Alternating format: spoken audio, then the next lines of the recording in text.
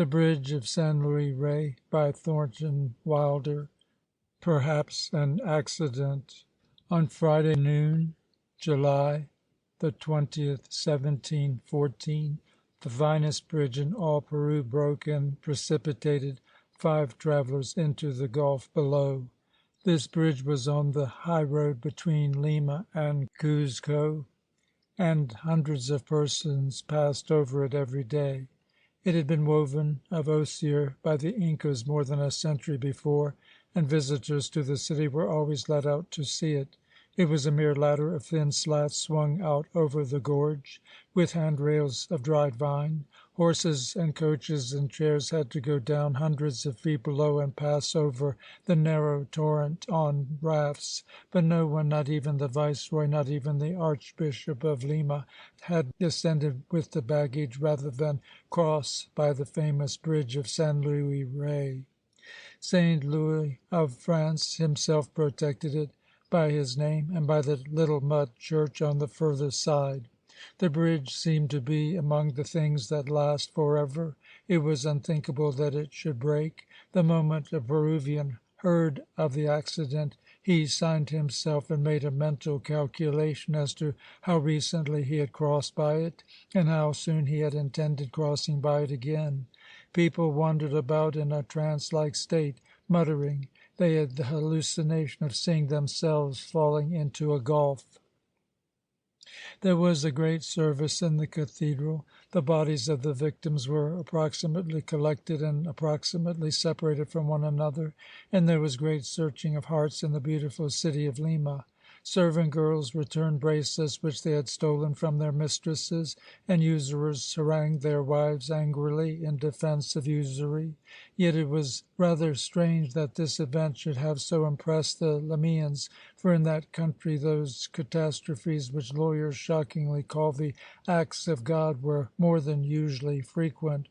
Tidal waves were continually washing away cities. Earthquakes arrived every week, and towers fell upon good men and women all the time. Diseases were forever flitting in and out of the provinces, and old age carried away some of the most admirable citizens. That is why it was so surprising that the Peruvians should have been especially touched by the rent in the bridge of San Luis Rey. Everyone was very deeply impressed, but only one person did anything about it, and that was Brother Juniper. By a series of coincidences so extraordinary that one almost suspects the presence of some intention, this little red-haired Franciscan from northern Italy happened to be in Peru converting the Indians, and happened to witness the accident. It was a very hot noon, that fatal noon, and coming around the shoulder of a hill, Brother Juniper stopped to wipe his forehead and to gaze upon the screen of snowy peaks in the distance. Then into the gorge below him, filled with the dark plumage of green trees and green birds, and traversed by its ladder of osier. Joy was in him. Things were not going badly. He had opened several little abandoned churches, and the Indians were crawling in to early mass and groaning at the moment of miracle as though their hearts would break. Perhaps it was the pure air from the snows before him. Perhaps it was the memory that brushed him for a moment of the poem that bade him raise his eyes to the helpful hills. At all events, he felt at peace. Then his glance fell upon the bridge, and at that moment a twanging noise filled the air, as when the string of some musical instrument snaps in a disused room, and he saw the bridge divide and fling 5 gesticulating ants into the valley below. Anyone else would have said to himself with a secret joy, "Within 10 minutes myself," but it was another thought that visited Brother Juniper. Why did this happen to those 5? If there were any plan in the universe at all, if there were any pattern in a human life, surely it could be discovered mysteriously latent in those lives so suddenly cut off. Either we live by accident and die by accident, or we live by plan and die by plan. And on that instant Brother Juniper made the resolve to inquire into the secret lives of those 5 persons, that moment falling through the air, and to surmise the reason of their taking off. It seemed to Brother Juniper that it was high time for theology to take its place among the exact sciences, and he had long intended putting it there. What he had lacked hitherto was a laboratory. Oh, there had never been any lack of specimens. Any number of his charges had met calamity. Spiders had stung them, their lungs had been touched, their houses had burned down, and things had happened to their children from which one averts the mind. But these occasions of human woe had never been quite fit for scientific examination. They had lacked what our good savants were later to call proper contrôle. The accident had been dependent upon human error, for example, or had contained elements of probability. But this collapse of the bridge of San Luis Rey was a sheer act of God. It afforded a perfect laboratory. Here at last one could surprise his intentions in a pure state. You and I can see that coming from any one but Brother Juniper, this plan would be the flower of a perfect skepticism. It resembled the effort of those presumptuous souls who wanted to walk on the pavements of heaven and built a Tower of Babel to get there. But to our Franciscan there was no element of doubt in the experiment. He knew the answer. He merely wanted to prove it historically, mathematically, to his converts. Poor, obstinate converts, so slow to believe that their pains were inserted into their lives for their own good. People were always asking for good, sound proofs. Doubt springs eternal in the human breast, even in countries where the Inquisition can read your very thoughts in your eyes. This was not the first time that Brother Juniper had tried to resort to such methods. Often on the long trips he had had to make, scurrying from parish to parish, his robe tucked up about his knees for haste, he would fall to dreaming of experiments that justified the ways of God to man. For instance, a complete record of the prayers for rain and their results. Often he had stood on the steps of one of his little churches, his flock kneeling before him on the baked street. Often he had stretched his arms to the sky and declaimed the splendid ritual. Not often, but several times he had felt the virtue enter him and seen the little cloud forming on the horizon. But there were many times when weeks went by. But why think of them? It was not himself he was trying to convince that rain and drought were wisely apportioned. Thus it was that the determination rose within him at the moment of the accident. It prompted him to busy himself for 6 years, knocking at all the doors in Lima, asking thousands of questions, filling scores of notebooks in his effort at establishing the fact that each of the 5 lost lives was a perfect whole. Everyone knew that he was working on some sort of memorial of the accident, and everyone was very helpful and misleading. A few even knew the principal aim of his activity, and there were patrons in high places. The result of all this diligence was an enormous book, which, as we shall see later, was publicly burned on a beautiful spring morning in the great square. But there was a secret copy, and after a great many years, and without much notice, it found its way to the library of the University of San Marco. There it lies between 2 great wooden covers, collecting dust in a cupboard. It deals with one after another of the victims of the accident, cataloguing thousands of little facts and anecdotes and testimonies, and concluding with a dignified passage describing why God had settled upon that person and upon that day for his demonstration of wisdom. Yet for all his diligence, Brother Juniper never knew the central passion of Dona Maria's life, nor of Uncle Pio's, not even of Esteban's. And I, who claim to know so much more, isn't it possible that even I have missed the very spring within the spring? Some say that we shall never know, and that to the gods we are like the flies that the boys kill on a summer day. And some say, on the contrary, that the very sparrows do not lose a feather that has not been brushed away by the finger of God. The Marquesa de Montemayor. 1. Any Spanish schoolboy is required to know today more about Dona Maria, Marquesa de Montemayor, than Brother Juniper was to discover in years of research. Within a century of her death her letters had become one of the monuments of Spanish literature, and her life and times have ever since been the object of long studies. But her biographers have erred in one direction as greatly as the Franciscan did in another. They have tried to invest her with a host of graces, to read back into her life and person some of the beauties that abound in her letters, whereas all real knowledge of this wonderful woman must proceed from the act of humiliating her and of divesting her of all beauties save one. She was the daughter of a cloth merchant who had acquired the money and the hatred of the Limeans within a stone's throw of the plaza. Her childhood was unhappy. She was ugly. She stuttered. Her mother persecuted her with sarcasms in an effort to arouse some social charms, and forced her to go about the town in a veritable harness of jewels. She lived alone, and she thought alone.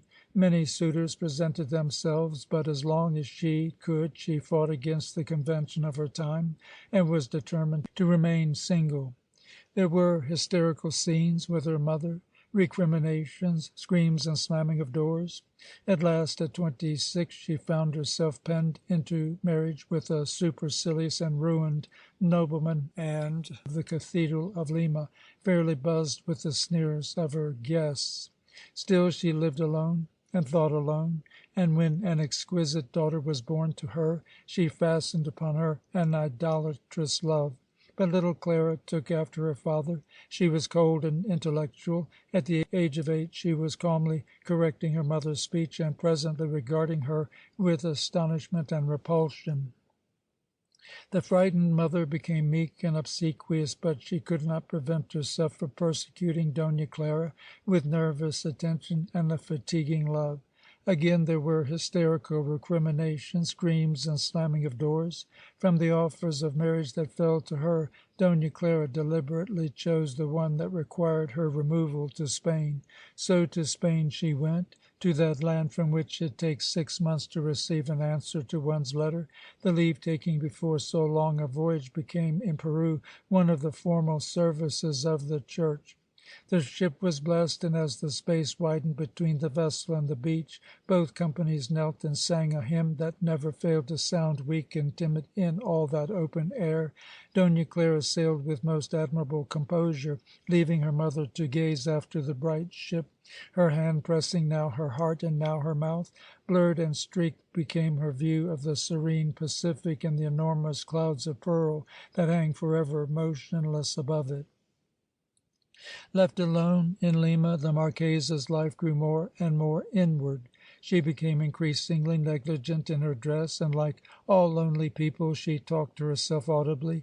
All her existence lay in the burning centre of her mind.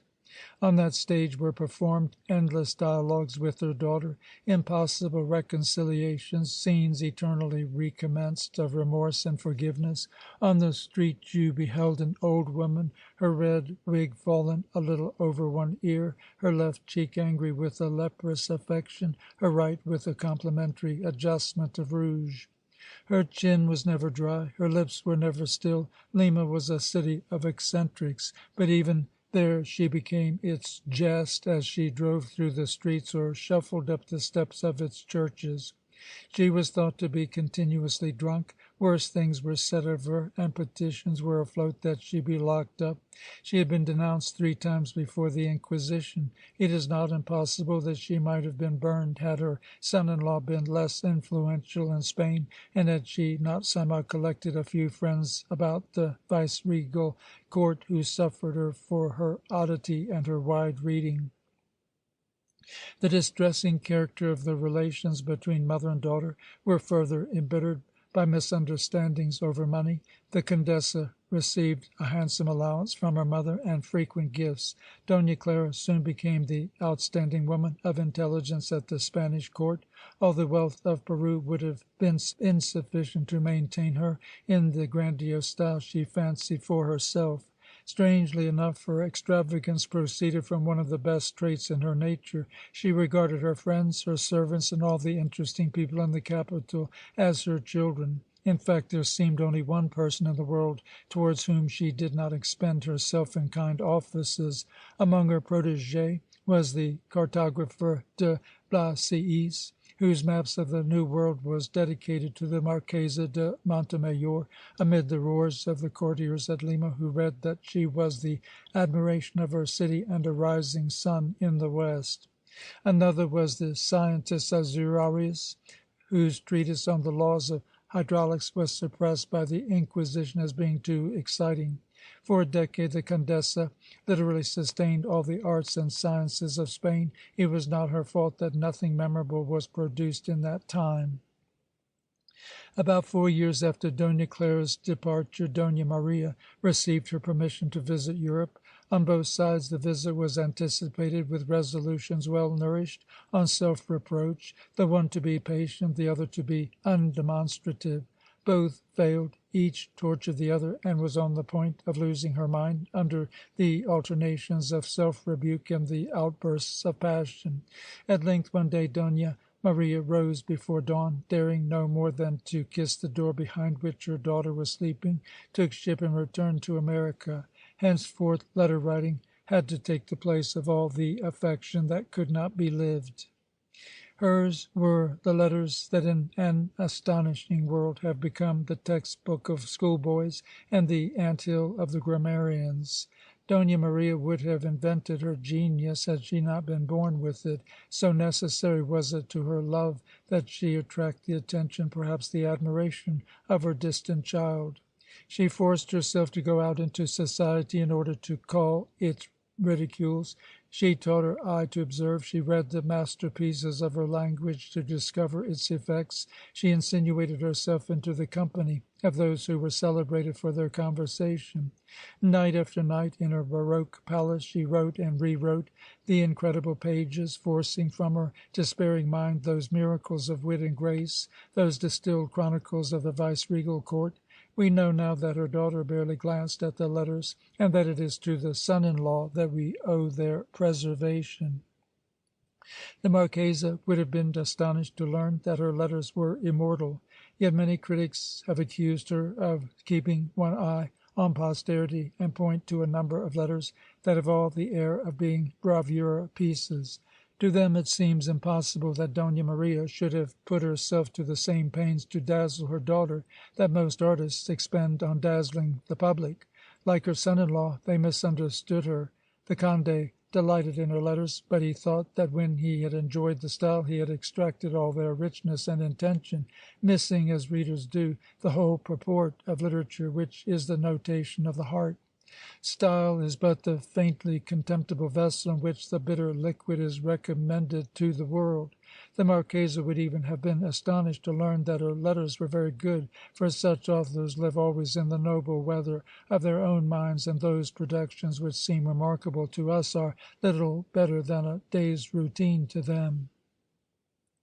This was the old woman who, hour by hour, would sit upon her balcony, her odd straw hat casting a purple shadow across her lined and yellow face. How often, as she turned her pages with her gemmed hands, she would ask herself, almost with amusement, whether the constant pain at her heart had an organic seat. She wondered whether a subtle doctor cutting through to that battered throne could at last discover a sign, and lifting his face to the amphitheatre, cry out to his students, "This woman has suffered, and her suffering has left its mark upon the structure of her heart."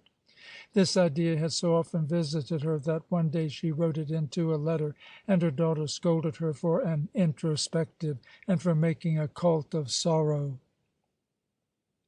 The knowledge that she would never be loved in return acted upon her ideas as a tide acts upon cliffs.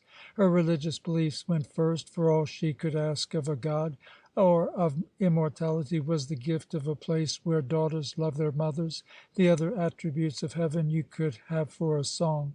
Next, she lost her belief in the sincerity of those about her. She secretly refused to believe that anyone, herself excepted, loved anyone.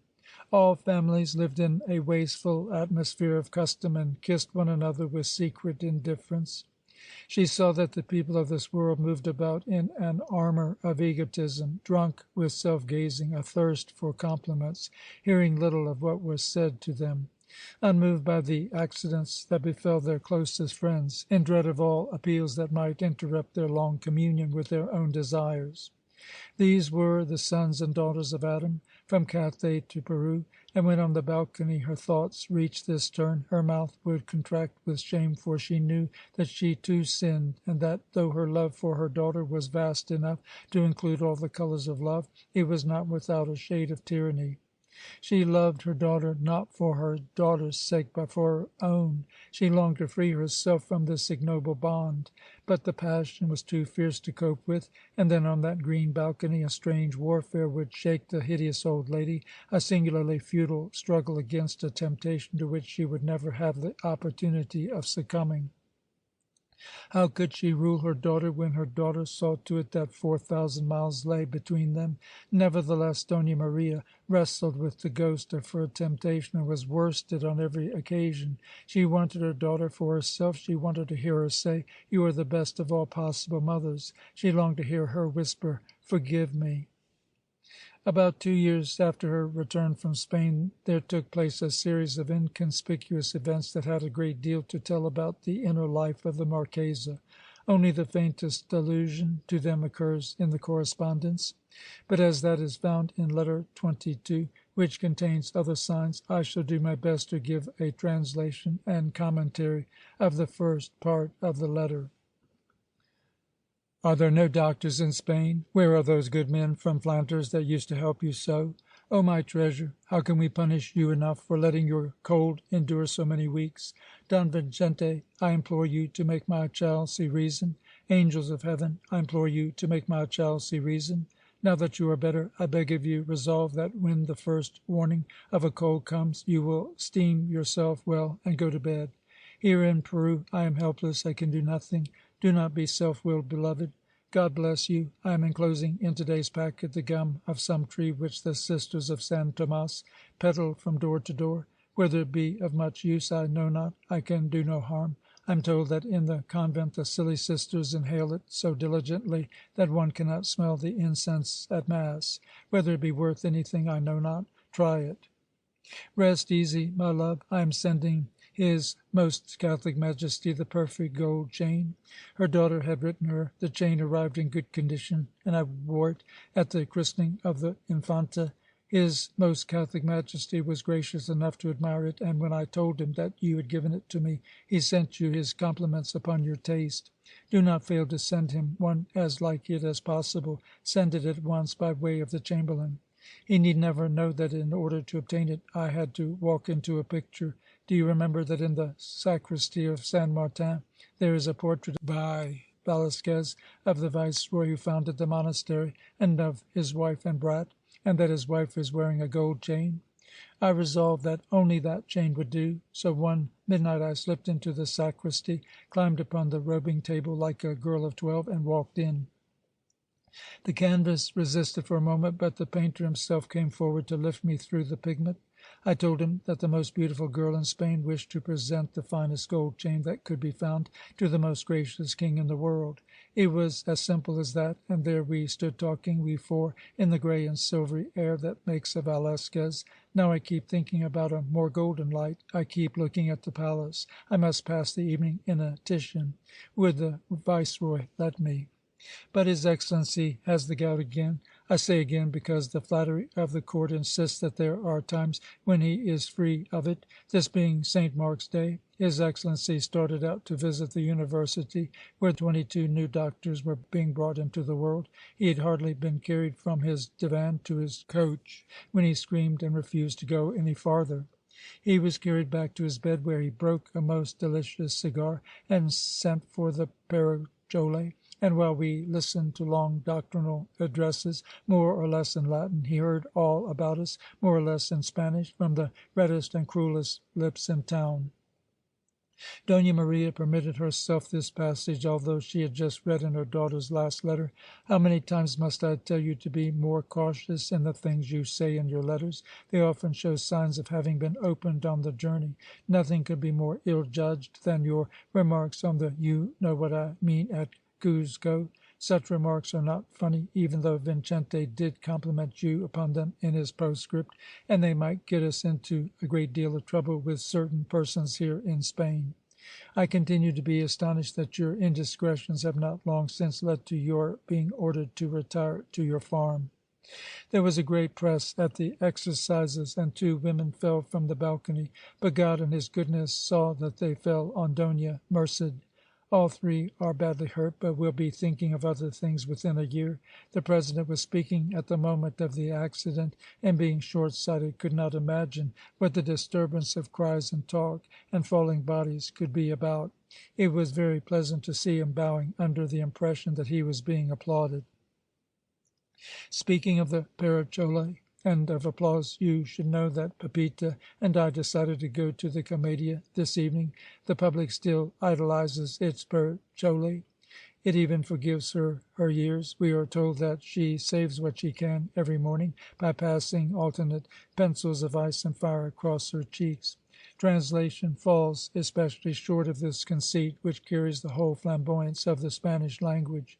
It was intended as an obsequious flattery of the Condessa, and was untrue. The great actress was 28 at this time. Her cheeks had the smoothness and polish of dark yellow marble, and would certainly have retained that quality for many years.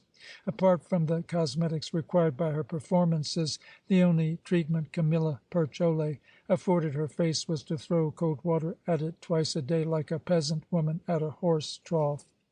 That curious man they call Uncle Pio is by her all the time. Don Rubio says that he cannot make out whether Uncle Pio is her father, her lover, or her son. The Perchole gave a wonderful performance. Scold me all you like for a provincial ninny. You have no such actresses in Spain, and so on. It is on this visit to the theatre that further matter hangs. She decided to go to the Commedia, where the Perichole was playing Dona Leonor in Moretto's Trampa Andalante. Perhaps some material could be derived from the visit for her daughter's next letter. She took with her Pepita, the little girl about whom later we shall learn much. Dona Maria had borrowed her from the orphanage connected with the convent of Saint Maria Rosa de la Rosas to be her companion.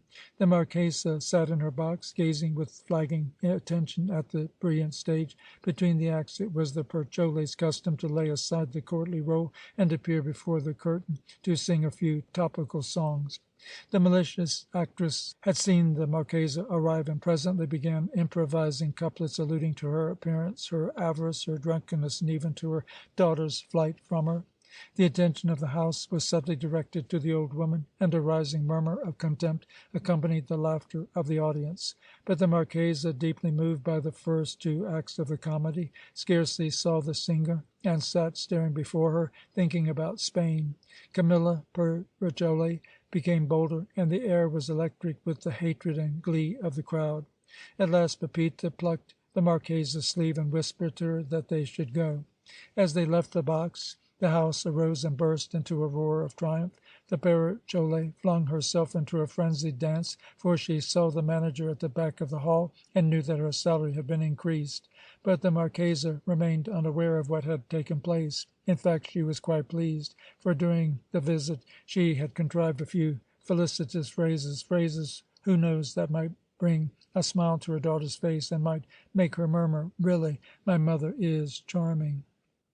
In due time the report reached the Viceroy's ears that one of his aristocrats had been openly baited in the theatre. He summoned the Perichole to the palace and ordered her to call upon the Marquesa and to apologize. The trip was to be made barefoot and in a black dress. Camilla argued and fought, but all she gained was a pair of shoes. End of section 1.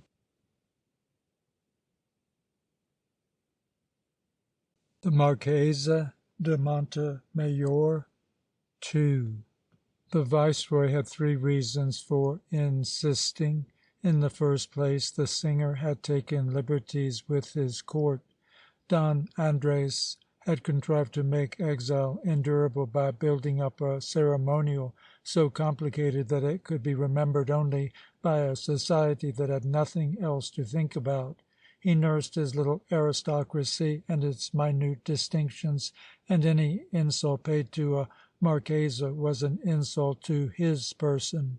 In the second place, Dona Maria's son-in-law was an increasingly important personage in Spain, laden with possibilities of injury to the viceroy, nay, with the possibility of supplanting him. The Conde Vincente da Bure must not be vexed, even through his half-wit mother-in-law.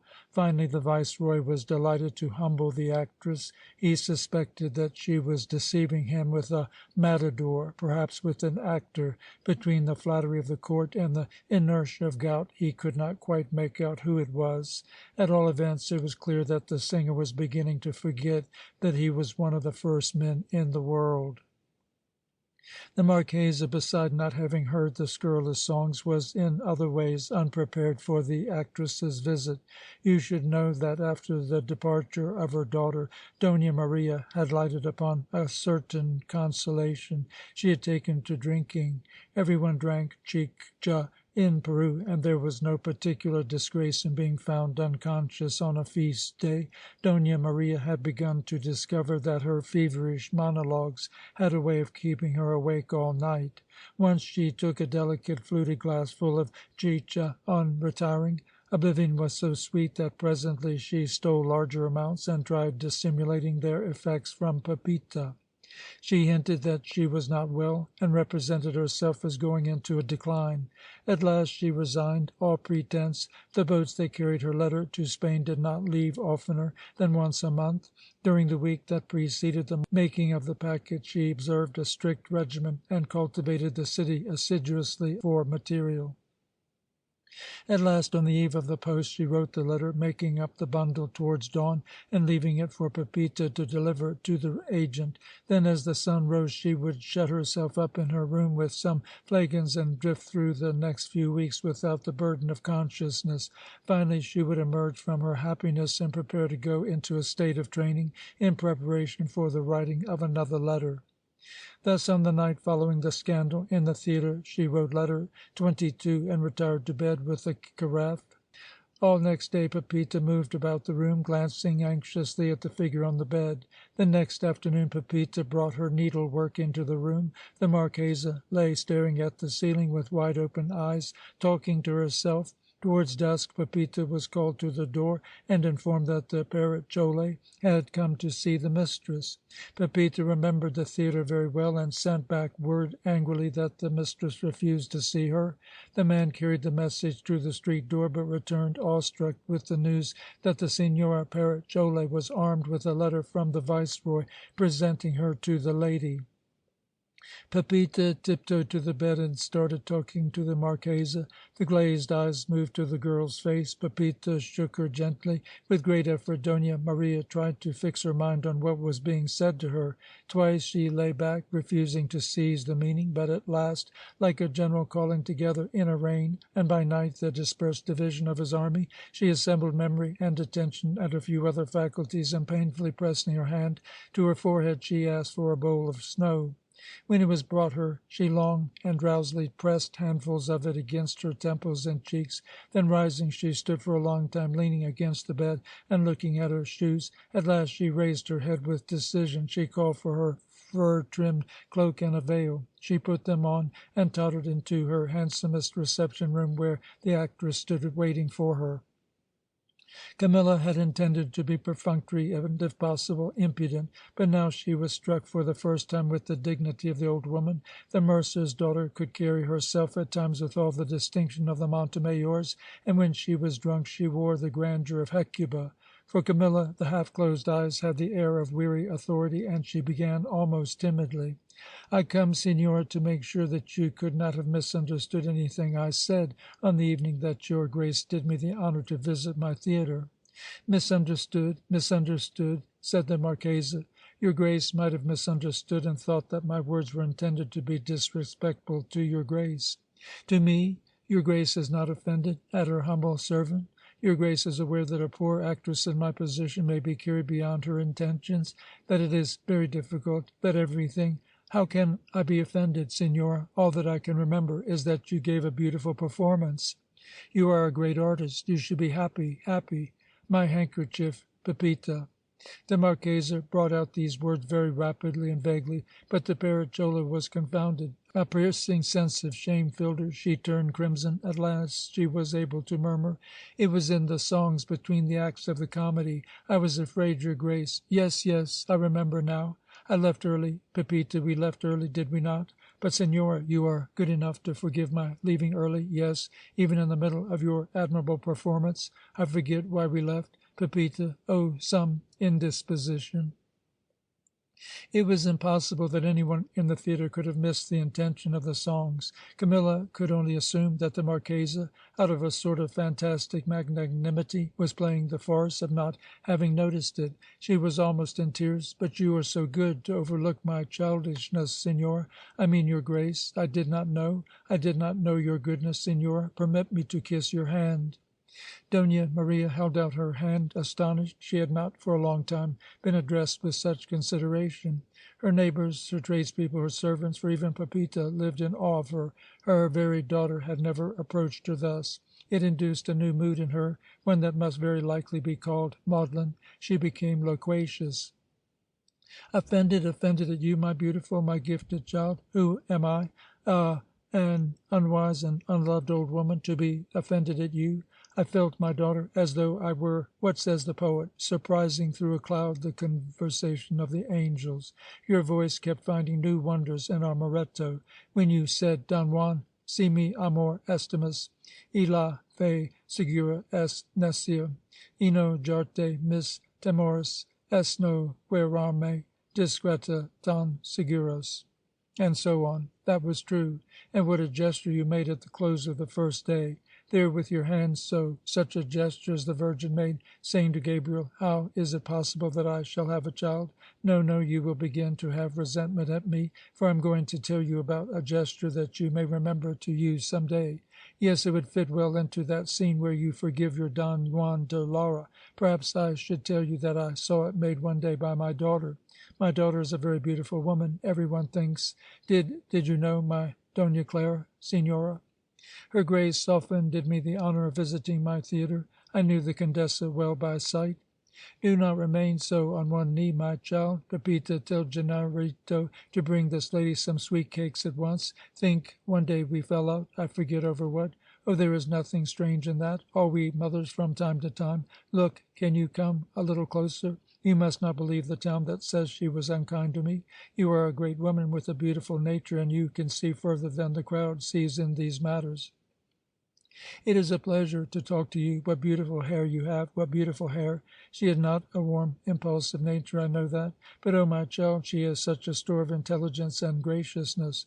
Any misunderstandings between us are so plainly my fault. Is it not wonderful that she is so quick to forgive me?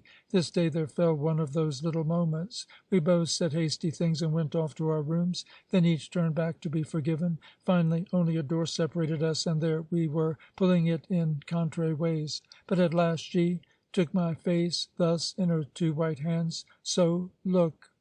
The Marchesa almost fell out of her chair as she leaned forward, her face streaming with happy tears, and made the beatific gesture. I should say the mythical gesture, for the incident was but a recurring dream. "I am glad you are here," she continued, "for now you have heard from my own lips that she is not unkind to me, as some people say. Listen, Signora. The fault was mine. Look at me, look at me. There was some mistake that made me the mother of so beautiful a girl. I'm difficult, I'm trying. You and she are great women. No, do not stop me. You are rare women, and I am only a nervous, a foolish, a stupid woman. Let me kiss your feet. I am impossible. I am impossible. I am impossible." Here indeed the old woman did fall out of her chair, and was gathered up by Pepita and led back to her bed. The Perichole walked home in consternation, and sat for a long time gazing into her eyes in the mirror, her palms pressed against her cheeks. But the person who saw most of the difficult hours of the Marchesa was her little companion Pepita. Pepita was an orphan, and had been brought up by that strange genius of Lima, the Abbess Madre Maria del Pilar. The only occasion upon which the two great women of Peru, as the perspective of history was to reveal them, met face to face was on the day when Dona Maria called upon the directress of the convent of Santa Maria Rosa de las Rosas, and asked if she might borrow some bright girl from the orphanage to be her companion. The abbess gazed hard at the grotesque old woman. Even the wisest people in the world are not perfectly wise, and Madre Maria del Pilar, who was able to divine the poor human heart behind all the masks of folly and defiance, had always refused to concede one to the Marquesa de Montemayor. She asked her a great many questions, and then paused to think. She wanted to give Pepita the worldly experience of living in the palace. She also wanted to bend the old woman to her own interests, and she was filled with a sombre indignation, for she knew she was gazing at one of the richest women in Peru and the blindest. She was one of those persons who have allowed their lives to be gnawed away because they have fallen in love with an idea several centuries before its appointed appearance in the history of civilization. She hurled herself against the obstinacy of her time in her desire to attach a little dignity to women. At midnight, when she had finished adding up the accounts of the house, she would fall into insane vision of an age when women could be organized to protect women, women traveling, women as servants, women when they are old or ill, the women she had discovered in the mines of Potosi or in the workrooms of the cloth merchants, the girls she had collected out of doorways on rainy nights. But always the next morning she had to face the fact that the women in Peru, even her nuns, went through life with two notions: one, that all the misfortunes that might befall them were merely due to the fact that they were not sufficiently attractive to bind some man to their maintenance, and two, that all the misery in the world was worth his caress. She had never known any country but the environs of Lima, and she assumed that all its corruption was the normal state of mankind. Looking back from our century, we can see the whole folly of her hope. 20 such women would have failed to make any impression on that age. Yet she continued diligently in her task. She resembled the swallow in the fable who once every 1,000 years transferred a grain of wheat in the hope of rearing a mountain to reach the moon.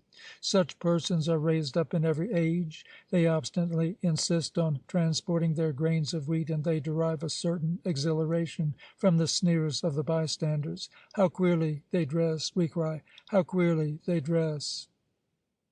Her plain, red face had great kindliness and more idealism than kindliness, and more generalship than idealism.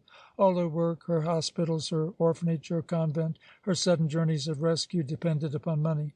No one harbored a fairer admiration for mere goodness, but she had been obliged to watch herself sacrificing her kindliness, almost her idealism, to generalship, so dreadful were the struggles to obtain her subsidies from her superiors in the church. The Archbishop of Lima, whom we shall know later in a more graceful connection, hated her with what he called a Vatinian hate, and counted the cessation of her visits among the compensations for dying. Lately she had felt not only the breath of old age against her cheek, but a graver warning. A chill of terror went through her, not for herself, but for her work. Who was there in Peru to value the thing she had valued? And rising one day at dawn, she had made a rapid journey through her hospital and convent and orphanage, looking for a soul she might train to be her successor. She hurried from empty face to empty face, occasionally pausing more from hope than conviction. In the courtyard she came upon a company of girls at work over the linen, and her eyes fell at once upon a girl of 12 who was directing the others at the trough, and at the same time recounting to them with great dramatic fire the less probable miracles in the life of Saint Rose of Lima. So it was that the search ended with Pepita. The education for greatness is difficult enough at any time, but amid the sensibilities and jealousies of a convent it must be conducted with fantastic indirection. Pepita was assigned to the most disliked tasks in the house, but she came to understand all the aspects of its administration. She accompanied the abbess on her journeys, even though it was in the capacity of custodian of the eggs and vegetables, and everywhere by surprise hours would open up in which the directress suddenly appeared and talked to her at great length, not only on religious experience, but on how to manage women, and how to plan contagious wards, and how to beg for money. It was a step in this education for greatness that led to Pepita's arriving one day and entering upon the crazy duties of being Dona Maria's companion. For the first 2 years she merely came for occasional afternoons, but finally she came to the palace to live. She never had been taught to expect happiness, and the inconveniences, not to say terrors, of her new position did not seem to her excessive for a girl of 14. She did not suspect that the abbess, even there, was hovering above the house, herself estimating the stresses and watching for the moment when a burden harms and not strengthens. A few of Pepita's trials were physical. For example, the servants in the house took advantage of Dona Maria's indisposition. They opened up the bedrooms of the palace to their relatives. They stole freely. Alone, Pepita stood out against them and suffered a persecution of small discomforts and practical jokes. Her mind similarly had its distresses. When she accompanied Dona Maria on her errands in the city, the older woman would be seized with the desire to dash into a church for what she had lost of religion as faith she had replaced with religion as magic. "Stay here in the sunlight, my dear child. I shall not be long," she would say. Dona Maria would then forget herself in a reverie before the altar and leave the church by another door. Pepita had been brought up by Madre Maria del Pilar to an almost morbid obedience, and when, after many hours, she ventured into the church and made sure that her mistress was no longer there, still she returned to the street corner and waited while the shadows fell gradually across the square. Thus, waiting in public, she suffered all the torture of a little girl's self-consciousness. She still wore the uniform of the orphanage, which a minute's thoughtfulness on the part of Dona Maria could have altered, and she suffered hallucinations wherein men seemed to be staring at her and whispering, nor were these always hallucinations. No less her heart suffered, for on some days Dona Maria would suddenly become aware of her and would talk to her cordially and humorously, would let appear for a few hours all the exquisite sensibility of the letters. Then on the morrow she would withdraw into herself again, and while never harsh, would become impersonal and unseeing. The beginnings of hope and affection that Pepita had such need to expend would be wounded. She tiptoed about the palace, silent, bewildered, clinging only to her sense of duty and her loyalty to her mother in the Lord, Madre Maria del Pilar, who had sent her there. Finally, a new fact appeared that was to have considerable effect on the lives of both the Marchesa and her companions. "My dear mother," wrote the Condessa, "the weather has been most exhausting, and the fact that the orchards and gardens are in bloom only makes it the more trying. I could endure flowers if only they had no perfume. I shall therefore ask your permission to write you at less length than usual. If Vincente returns before the post leaves, he will be delighted to finish out the leaf and supply you with those tiresome details about myself which you seem to enjoy so. I shall not go to Grignan in Provence, as I expected this fall, as child will be born in early October." What child? The Marchesa leaned against the wall. Dona Clara had foreseen the exhausting importunities that this news would waken in her mother, and had sought to mitigate them by the casualness of her announcement. The ruse did not succeed. The famous letter 42 was the answer. Now at length the Marchesa had something to be anxious about. Her daughter was to become a mother. This event, which merely bored Dona Clara, discovered a whole new scale of emotions in the Marchesa. She became a mine of medical knowledge and suggestion. She combed the city for wise old women, and poured into her letters the whole folk wisdom of the New World. She fell into the most abominable superstition. She practised a degrading system of taboos for her child's protection. She refused to allow a knot in the house. The maids were forbidden to tie up their hair, and she concealed upon her person ridiculous symbols of a happy delivery. On the stairs the even steps were marked with red chalk, and a maid who accidentally stepped upon an even step was driven from the house with tears and screams. Dona Clara was in the hands of malignant nature, who reserves the right to inflict upon her children the most terrifying jests. There was an etiquette of propitiation which generations of peasant women had found comforting. So vast an army of witnesses surely implied that there was some truth in it. At least it could do no harm, and perhaps it did good.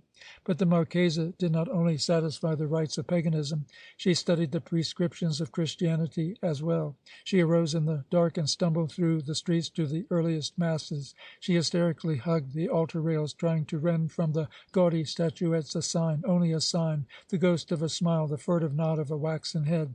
Would all be well? Sweet, sweet mother, would all be well? At times, after a day's frantic resort to such invocations, a revulsion would sweep over her.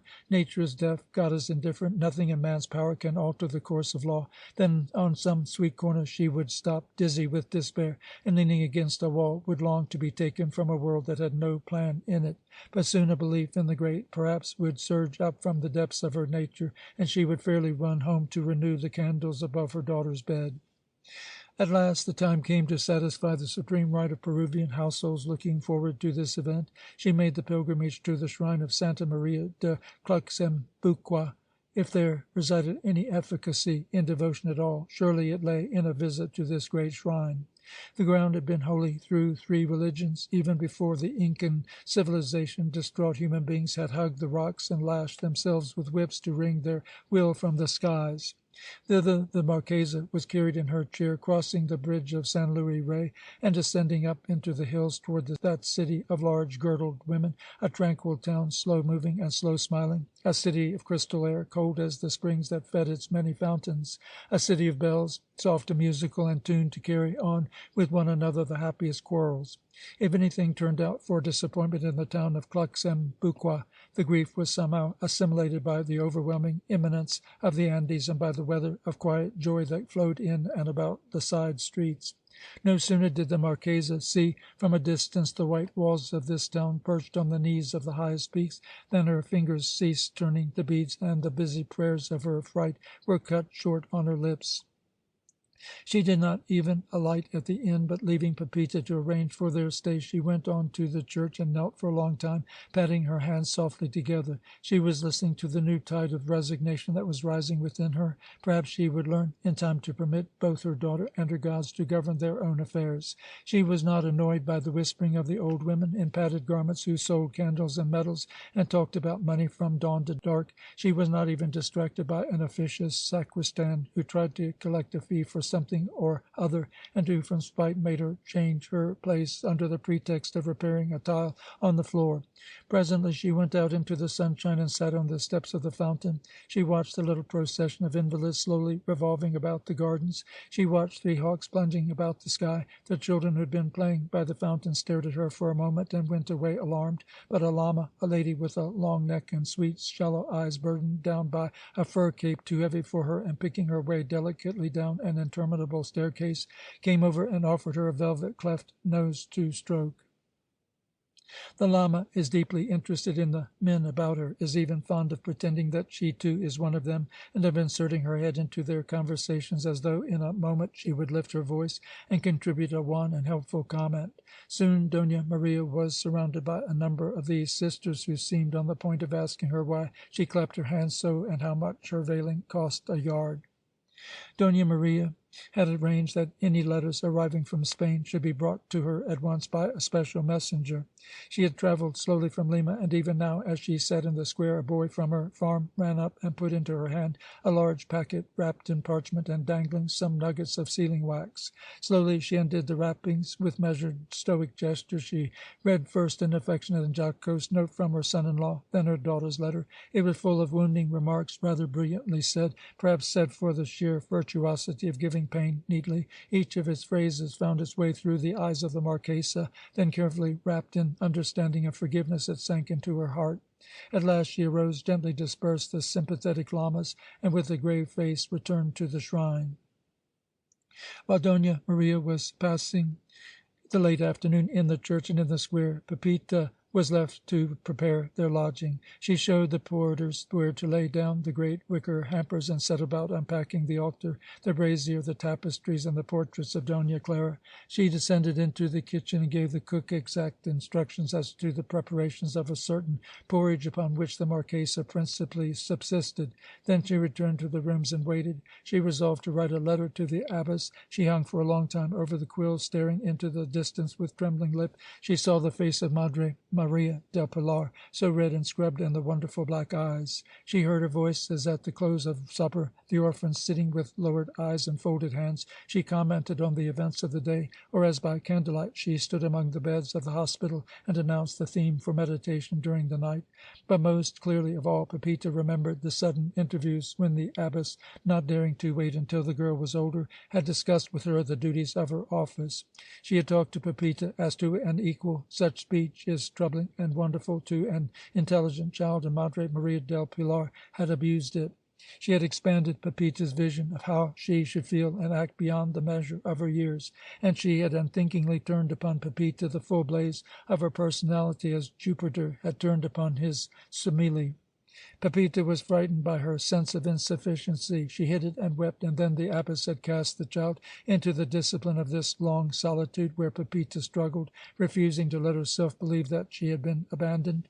And now from this strange inn in these strange mountains, where the altitude was making her lightheaded, Pepita longed for the dear presence, the only real thing in her life. She wrote a letter in all ink stains and incoherence. Then she went downstairs to see about fresh charcoal and to taste the porridge. The Marchesa came in and sat down at the table. "I can do no more. What will be," she whispered. She unbound from her neck the amulets of her superstition and dropped them into the glowing brazier. She had a strange sense of having antagonized God by too much prayer, and so addressed him now obliquely. "After all, it is in the hands of another. I no longer claim the least influence. What will be, will be." She sat for a long time, her palms against her cheeks, making a blank of her mind. Her eyes fell on Pepita's letter. She opened it mechanically and started to read. She had read it, full half of it, before her attention was aware of the meaning of the words. "But all this is nothing if you like me and wish me to stay with her. I oughtn't to tell you, but every now and then the bad chambermaids lock me up in rooms and steal things, and perhaps my lady will think that I steal them. I hope not. I hope you are well and not having any trouble in the hospital or anywhere. Though I never see you, I think of you all the time, and I remember what you told me, my dear mother in God. I want to do only what you want, but if you could let me come back for a few days to the convent, but not if you do not wish it. But I am so much alone and not talking to anyone and everything. Sometimes I do not know whether you have forgotten me, and if you could find a minute to write me a little letter or something, I could keep it, but I know how busy you are." Dona Maria read no further. She folded the letter and put it aside. For a moment she was filled with envy. She longed to command another soul as completely as this nun was able to do. Most of all, she longed to be back in this simplicity of love, to throw off the burden of pride and vanity that hers had always carried. To quiet the tumult in her mind, she picked up a book of devotion and tried to fix her attention upon the words. But after a moment she suddenly felt the need to reread the whole letter, to surprise, if possible, the secret of so much felicity. Pepita returned, bringing the supper in her hands, followed by a maid. Dona Maria watched her over the top of her book as she would have watched a visitor from heaven. Pepita tiptoed about the room, laying the table and whispering directions to her assistant. "Your supper is ready, my lady," she said at last. "But, my child, you are going to eat with me?" In Lima, Pepita generally sat down at the table with her mistress. "I thought you would be tired, my lady. I had my supper up downstairs." "She does not wish to eat with me," thought the Marchesa. "She knows me and has rejected me." "Would you like me to read aloud to you while you are eating, my lady?" asked Pepita, who felt that she had made a mistake. "No, you may go to bed if you choose." "Thank you, my lady." Dona Maria had risen and approached the table. With one hand on the back of the chair, she said haltingly, "My dear child, I am sending off a letter to Lima in the morning. If you have one, you can enclose it with mine." "No, I have not," said Pepita. She added hastily, "I must go downstairs and get you the new charcoal." "But, my dear, you have one for Madre Maria del Pilar, wouldn't you?" Pepita pretended to be busy over the brazier. "No, I'm not going to send it," she said. She was aware during the long pause that followed that Marchesa was staring at her in stupefaction. "I've changed my mind." "I know she would like a letter from you, Pepita. It would make her very happy, I know."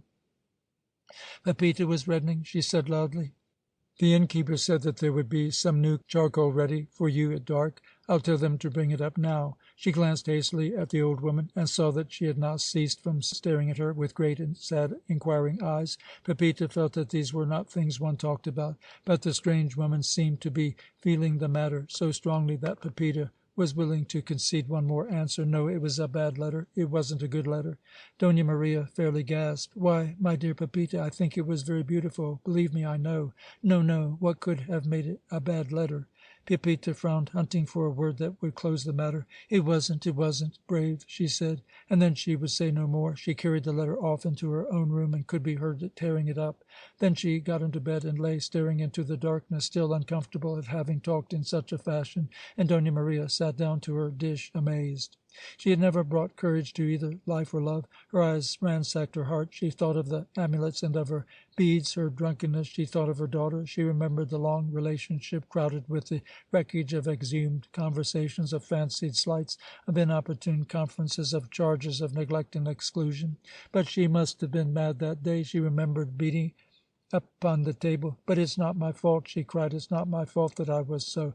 It was circumstance. It was the way I was brought up. Tomorrow I begin a new life. Wait and see, oh, my child." At last she cleared away the table, and sitting down, wrote what she called her first letter, her first stumbling, misspelled letter in courage. She remembered with shame that in the previous one she had piteously asked her daughter how much she loved her, and had greedily quoted the few and hesitant endearments that Dona Clara had lately ventured to her. Dona Maria could not recall those pages, but she could write some new ones, free and generous. No one else has regarded them as stumbling. It is the famous letter 56, known to the encyclopedists as her 2 Corinthians, because of its immortal paragraph about love. "Of the thousands of persons we meet in a lifetime, my child," and so on. It was almost dawn when she finished the letter. She opened the door upon her balcony and looked at the great tiers of stars that glittered above the Andes. Throughout the hours of the night, though there had been few to hear it, the whole sky had been loud with the singing of these constellations. Then she took a candle into the next room and looked at Pepita as she slept, and pushed back the damp hair from the girl's face. "Let me live now," she whispered. "Let me begin again."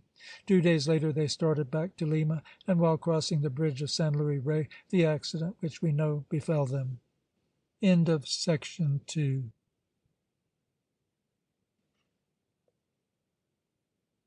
Part 3. Esteban.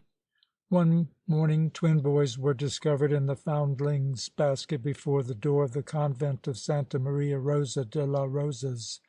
Names were found for them almost before the arrival of the wet nurse, but the names were not as useful to them as our names are to most of us, for no one ever succeeded in telling the boys apart. There was no way of knowing who their parents were, but Limian gossips, noticing as the boys grew older how straight they held themselves and how silent and sombre they were, declared them to be Castilian, and laid them in turn at all sorts of crested doorways. The person in the world who came nearest to being their guardian was the abbess of the convent. Madre Maria del Pilar had come to hate all men, but she grew fond of Manuel and Esteban. In the late afternoon she would call them into her office, send for some cakes from the kitchen, and tell them stories about the Cid and Judas Maccabeus and the 36 misfortunes of Harlequin. She grew to love them so that she would catch herself gazing deep into their black and frowning eyes, looking for those traits that would appear when they grew to be men, all that ugliness, all that soullessness that made hideous the world she worked in. They grew up about the convent until they were a little past the age when their presence began to be a slight distraction to the dedicated sisters. From thence they became vaguely attached to all the sacristies in town. They trimmed all the cloister hedges, they polished every possible crucifix, they passed a damp cloth once a year over most of the ecclesiastical ceilings.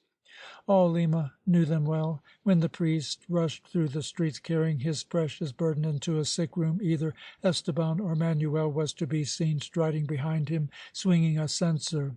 As they grew older, however, they showed no desire for the clerical life. They gradually assumed the profession of the scribe. There were few printing presses in the New World, and the boys soon made a fair living transcribing comedies for the theatre, ballads for the crowds, and advertisements for the merchants. Above all, they were the copyists of the choir masters, and made endless parts of the motets of Morales and Vittoria. Because they had no family, because they were twins, and because they were brought up by women, they were silent. There was in them a curious shame in regard to their resemblance. They had to live in a world where it was the subject of continual comment and joking. It was never funny to them, and they suffered the eternal pleasantries with stolid patience. From the years when they first learned to speak, they invented a secret language for themselves, one that was scarcely dependent on the Spanish for its vocabulary or even for its syntax. They resorted to it only when they were alone, or at great intervals in moments of stress whispered it in the presence of others. The Archbishop of Lima was something of a philologist. He dabbled in dialects. He had even evolved quite a brilliant table for the vowel and consonant changes from Latin into Spanish and from Spanish into Indian Spanish.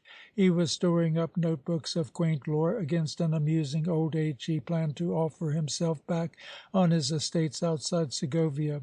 So when he heard one day about the secret language of the twin brothers, he trimmed some quills and sent for them. The boys stood humiliated upon the rich carpets of his study, while he tried to extract from them their bread and tree and their I see and I saw. They did not know why the experience was so horrible to them. They bled. Long, shocked silences followed each of the Archbishop's questions, until finally one or the other mumbled an answer. The priest thought for a while that they were merely in awe before his rank and before the luxury of his apartment, but at last, much perplexed, he divined the presence of some deeper reluctance, and sadly let them go. This language was the symbol of their profound identity with one another, for just as resignation was a word insufficient to describe the spiritual change that came over the Marquesa de Montemayor on that night in the inn at Clerx-en-Bouquois, so love is inadequate to describe the tacit, almost ashamed oneness of these brothers. What relationship is it in which few words are exchanged, and those only about the details of food, clothing, and occupation, in which the two persons have a curious reluctance even to glance at one another, and in which there is a tacit arrangement not to appear together in the city and to go on the same errand by different streets? And yet side by side with this there existed a need of one another so terrible that it produced miracles as naturally as the charged air of a sultry day produces lightning. The brothers were scarcely aware of it themselves, but telepathy was a common occurrence in their lives, and when one returned home the other was always aware of it, when his brother was still several streets away.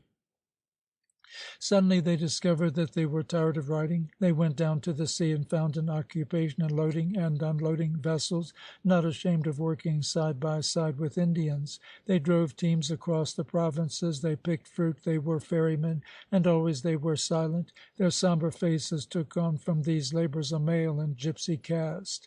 Their hair was seldom cut, and under the dark mat their eyes looked up suddenly surprised and a little sullen. All the world was remote and strange and hostile except one's brother. But at last the first shadow fell across this unity, and the shadow was cast by the love of women. They had returned to the city and resumed the copying of parts for the theatre. One night the manager, foreseeing a thinning house, gave them a free admission. The boys did not like what they found there. Even speech was for them a debased form of silence. How much more futile is poetry, which is a debased form of speech! All those allusions to honor, reputation, and the flame of love, all the metaphors about birds, Achilles, and the jewels of Ceylon were fatiguing. In the presence of literature they had the same darkling intelligence that stirs for a time behind the eyes of a dog, but they sat on patiently, gazing at the bright candles and the rich clothes. Between the acts of the comedy, the parrot Chole stepped out of her role, put on 12 petticoats, and danced before the curtain. Esteban had some copying still to do, or pretended so, and went home early, but Manuel stayed on. The red stockings and shoes of the parrot Chole had made their impression. Both brothers had fetched and carried their manuscripts up and down the dusty stairs behind the stage. There they had seen an irritable girl in a soiled bodice mending her stockings before a mirror, while her stage director read aloud her lines for memorization. She had let fall upon the boys for a moment the detonation of her amazing eyes, immediately dissipated in her amused recognition that they were twins. Forthwith she had dragged them into the room and placed them side by side. Carefully, amusedly, and remorselessly she had peered into every square inch of their faces, until finally, laying one hand on Esteban's shoulder, she had cried out, "This one is the younger." That had been several years before, and neither brother had thought of the episode again. Henceforth all Manuel's errands seemed to lead him past the theatre. Late at night he would drift about among the trees beneath her dressing-room window. It was not the first time that Manuel had been fascinated by a woman. Both brothers had possessed women, and often, especially during their years at the waterfront, but simply, latinely. but it was the first time that his will and imagination had been thus overwhelmed. He had lost that privilege of simple nature, the dissociation of love and pleasure. Pleasure was no longer as simple as eating. It was being complicated by love. Now was beginning that crazy loss of oneself, that neglect of everything but one's dramatic thoughts about the beloved, that feverish inner life all turning upon the Paracole, and which would so have astonished and disgusted her had she been permitted to divine it. This Manuel had not fallen in love through any imitation of literature. It was not of him, at all events, that the bitterest tongue in France had remarked only 50 years before, that many people would never have fallen in love if they had not heard about it. Manuel read little. He had only been once to the theatre, where, above all, there reigns the legend that love is a devotion, and the Peruvian tavern songs that he might have heard, unlike those of Spain, reflected very little of romantic cult of an idealized woman. When he said over to himself that she was beautiful and rich and fatiguingly witty, and the Viceroy's mistress, none of these attributes that made her less obtainable had the power to quench his curious and tender excitement. So he leaned against the trees in the dark, his knuckles between his teeth, and listened to his loud heartbeats. But the life that Esteban was leading had been full enough for him. There was no room in his imagination for a new loyalty, not because his heart was less large than Manuel's, but because it was of a simpler texture. Now he discovered that secret from which one never quite recovers, that even in the most perfect love one person loves less profoundly than the other. There may be two equally good, equally gifted, equally beautiful, but there may never be two that love one another equally well. So Esteban sat up in their room by a guttering candle, his knuckles between his teeth, and wondered why Manuel was so changed, and why the whole meaning had gone out of their life. One evening Manuel was stopped on the street by a small boy, who announced to him that the Paracole wished him to call upon her at once. Manuel turned in his path and went to the theatre. Straight, sombre, and impersonal, he entered the actress's room and stood waiting. Camilla had a service to ask Manuel, and she thought a few preliminary blandishments were necessary, but she scarcely paused in combing a blonde wig that was dressed upon the table before her. "You write letters for people, don't you? I want you to write a letter for me, please. Please come in." He came forward 2 steps. "You never pay me the least visit, either of you. That's not Spanish of you, meaning courteous. Which are you, Manuel or Esteban?" "Manuel." "It doesn't matter. You are both unfriendly. Neither of you ever comes to see me. Here I sit, learning stupid lines all day, and no one ever comes to see me but a lot of peddlers. It is because I am an actress. No?" This was not very artful, but for Manuel it was unspeakably complicated. He merely stared at her from the shadows of his long hair, and left her to improvise. "I'm going to engage you to write a letter for me, a very secret letter. But now I can see that you don't like me, and that to ask you to write a letter would be as good as reading it aloud in all the wine shops. What does that look mean, Manuel? Are you my friend?" "Yes, Senora." "Go away. Send me Esteban. You do not even say, 'Yes, Senora,' as a friend would say it."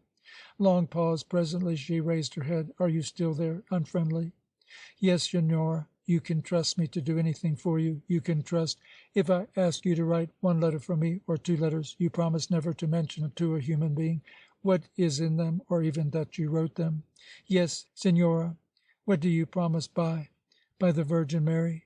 "Yes, Senora." "And by the heart of Saint Rose of Lima." "Yes, Senora." "Name of the name. Manuel, anyone would think you were as stupid as an ox. Manuel, I'm very angry with you. You are not stupid. You don't look stupid. Please don't say just 'Yes, Senora' again. Don't be stupid, or I'll send for Esteban. Is anything the matter with you?" Here Manuel cast himself upon the Spanish language, and exclaimed with unnecessary vigor, "I swear by the Virgin Mary and the heart of Saint Rose of Lima that all that has to do with the letter will be secret." "Even from Esteban?" prompted the Paracole. "Even from Esteban." "Well, that's better." She motioned him to sit down at a table where writing materials were already laid out. As she dictated, she strode about the room, frowning, swinging her hips. With her arms akimbo, she hugged her shawl about her shoulders defiantly. "Camilla Paracole kisses the hands of your Excellency, and says, 'No, take another piece of paper and begin again.'"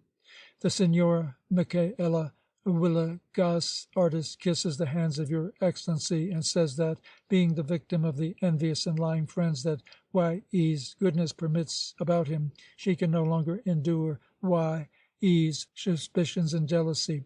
Y.E.'s servant has always valued Y.E.'s friendship, and has never committed nor even thought an offence against it, but she can no longer fight against the calumnies that Y.E. believes so readily. Signor Villegas, artist, called the Parachole, therefore returns herewith such of Y.E.'s gifts as have not been placed beyond recall, since without Y.E.'s confidence Y.E.'s servant can take no pleasure in them.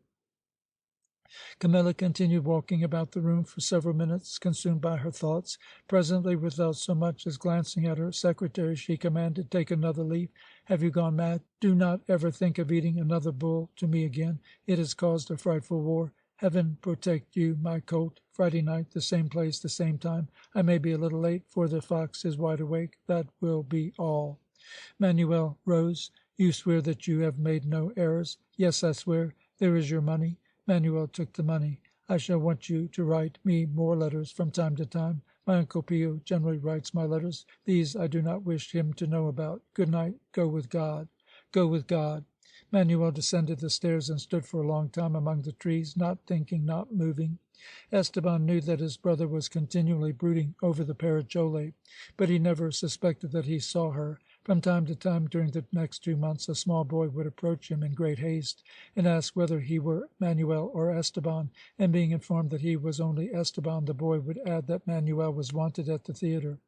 Esteban assumed that the call was for copyist's work, and was therefore utterly unprepared for a visit that they received one night in their room.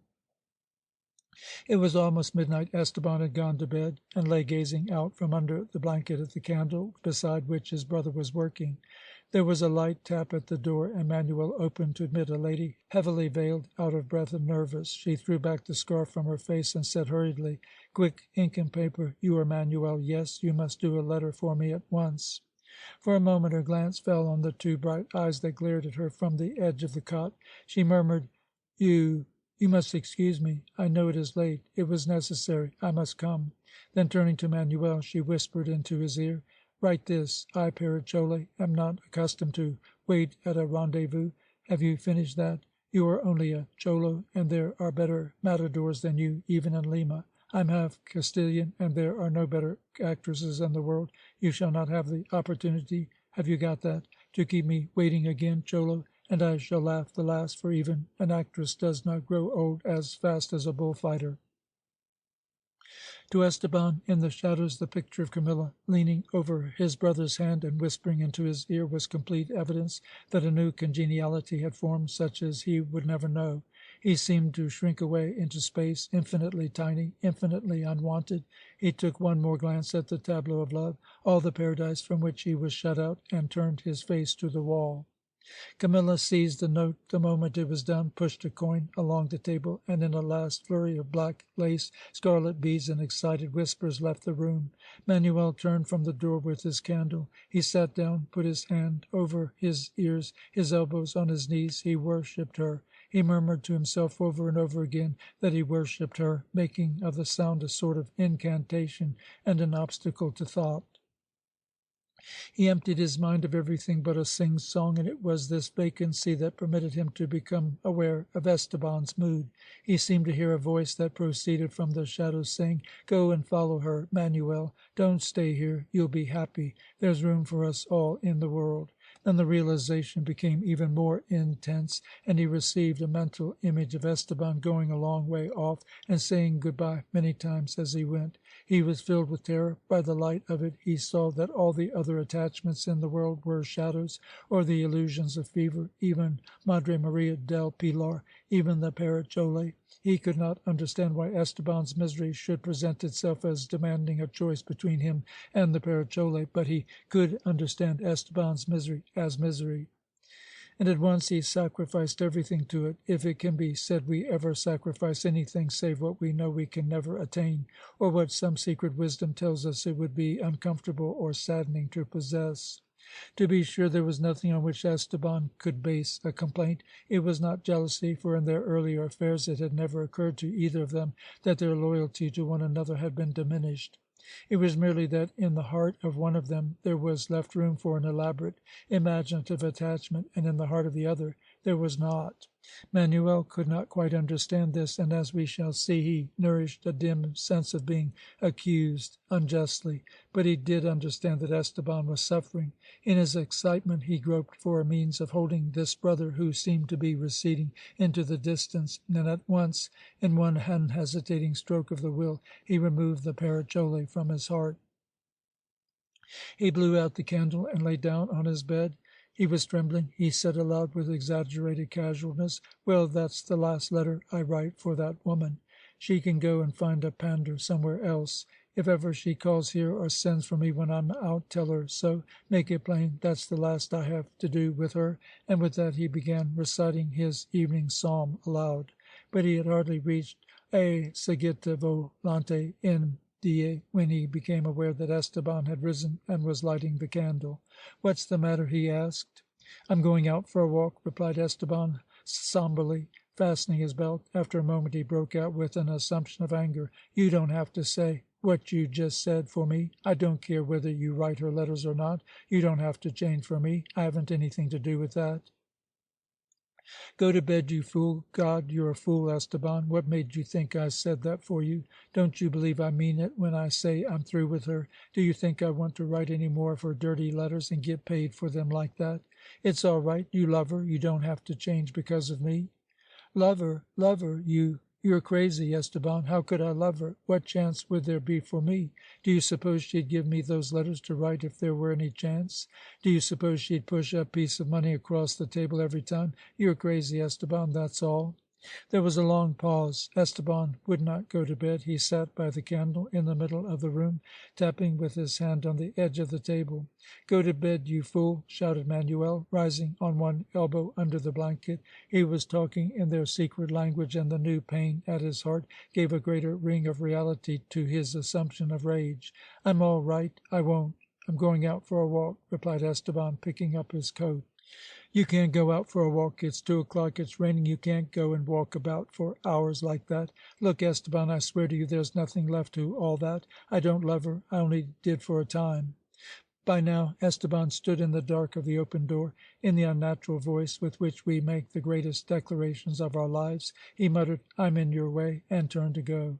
Manuel leaped out of his bed. His head seemed to be full of a great din. A voice crying out that Esteban was going away forever, was leaving him alone forever. "In the name of God, in the name of God, Esteban, come back here." Esteban came back and went to bed, and the matter was not mentioned again for many weeks. The very next evening Manuel had an opportunity of declaring his position. A messenger arrived from the Parachole, and was told harshly to inform the actress that Manuel would write no more letters for her. One evening Manuel tore open the flesh on his knee against a piece of metal. Neither brother had ever been ill for as much as a day in his life, and now Manuel, utterly bewildered, watched his leg swell and felt the waves of pain rise and fall in his body. Esteban sat by and stared at his face, trying to imagine what great pain was. At last, one midnight, Manuel remembered that the signboard of a certain hairdresser in the city described the proprietor as an experienced barber and surgeon. Esteban ran through the streets to fetch him. He pounded on the door. Presently a woman leaned out of a window and announced that her husband would be back in the morning.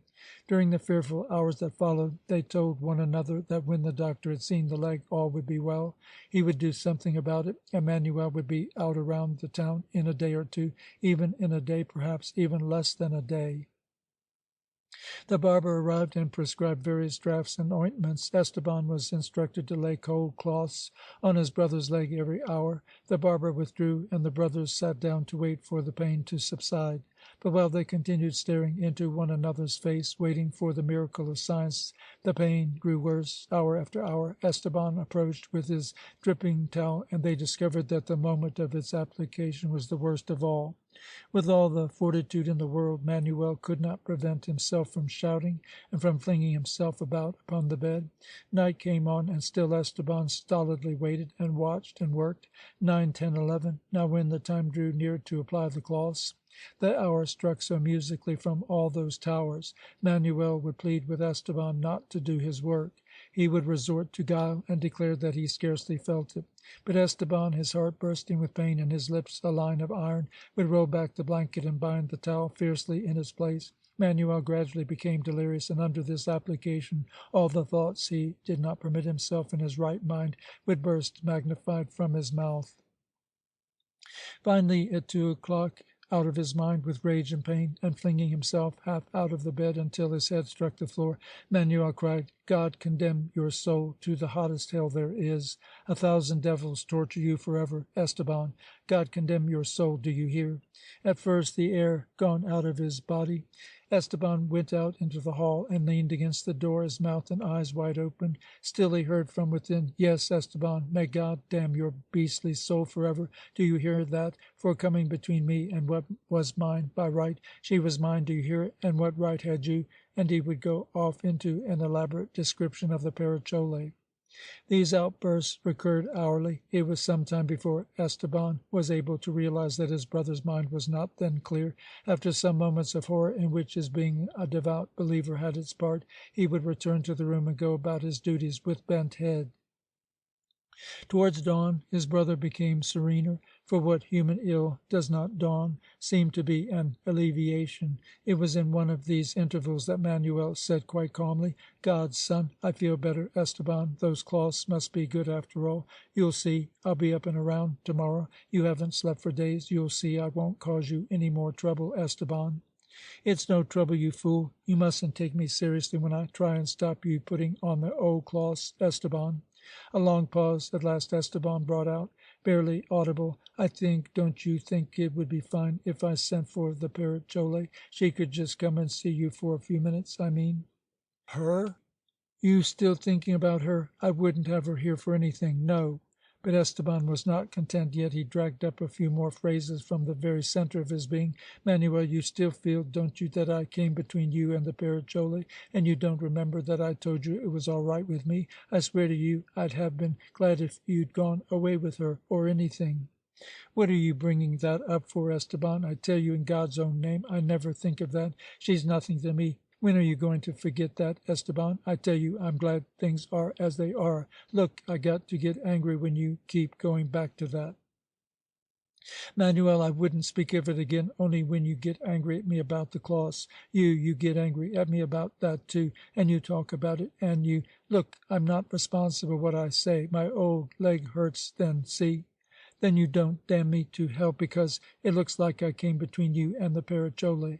Damn you too. What makes you say that? You're going crazy, Esteban. You're imagining things. You haven't had any sleep, Esteban. I've been a curse to you, and you're losing your health because of me. But you'll see I won't trouble you much more. How could I damn you to hell, Esteban, when you're all I've got? Understand, see, that when the cold cloths go on, I just lose myself, see, you know.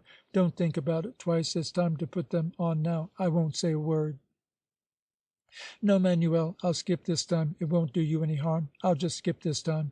I've got to get well, Esteban. I've got to get up soon, you know. Put them on. But 1 minute. Give me the crucifix. I swear by the blood and body of Christ that if I say anything against Esteban, I don't mean it, and it's just the foolish words when I'm dreaming because of the pain in my leg. God make me well again soon. Amen. Put it back. There. Now I'm ready. Look, Manuel, it won't hurt if I skip just this once, see? It'll be good for you, sure, to not get it all stirred up just this once. No, I've got to get well. The doctor said it had to be done. I won't say a word, Esteban." And it would begin all over again. During the second night, a prostitute in the next room started beating on the wall. Outraged at such language, a priest in the room on the other side would come out into the hall and beat on the door. The whole floor would gather before the room in exasperation. The innkeeper came up the stairs loudly promising his guests that the brothers would be dumped into the street the very next morning.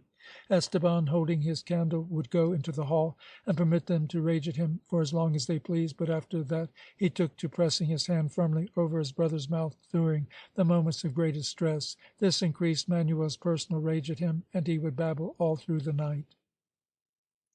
On the third night Esteban sent for the priest, and amidst the enormous shadows Manuel received the sacrament and died. Thereafter Esteban refused to come near the building. He would start off upon long walks, but presently, drifting back, would hang about, staring at passers-by within 2 streets of where his brother lay. The innkeeper, failing to make any impression upon him, and remembering that the boys were brought up at the convent of Santa Maria Rosa de la Rosas, sent for the abbess. Simply and soundly she directed all that was to be done. At last she went down to the street corner and spoke to Esteban. He watched her approach him, a glance mixed of longing and distrust, but when she stood near him he turned sideways and looked away. "I want you to help me. Won't you come in and see your brother? Won't you come in and help me?" "No." "You won't help me?" A long pause. Suddenly, as she stood there full of her helplessness, there flashed through her mind an incident of many years before. The twin brothers, about 15 years old, were sitting at her knee, and she was telling them the story of the crucifixion. Their large, grave eyes were fixed upon her lips. Suddenly Manuel had cried out loudly, "If Esteban and I had been there, we would have prevented it." "Well, then, if you won't help me, will you tell me which you are?" "Manuel," said Esteban. "Manuel, won't you come and sit with me up there for just a short time?" After a long pause, "No, but Manuel, dear Manuel, can't you remember as children how you did so many things for me? You were willing to go across the town on some little errand. When I was ill, you made the cook let you bring me my soup." Another woman would have said, "Do you remember how much I did for you?" "Yes." "I, too, Manuel, have lost. I, too, once. We know that God has taken them into his hands. But this did not do it all." Esteban turned vaguely and walked away from her.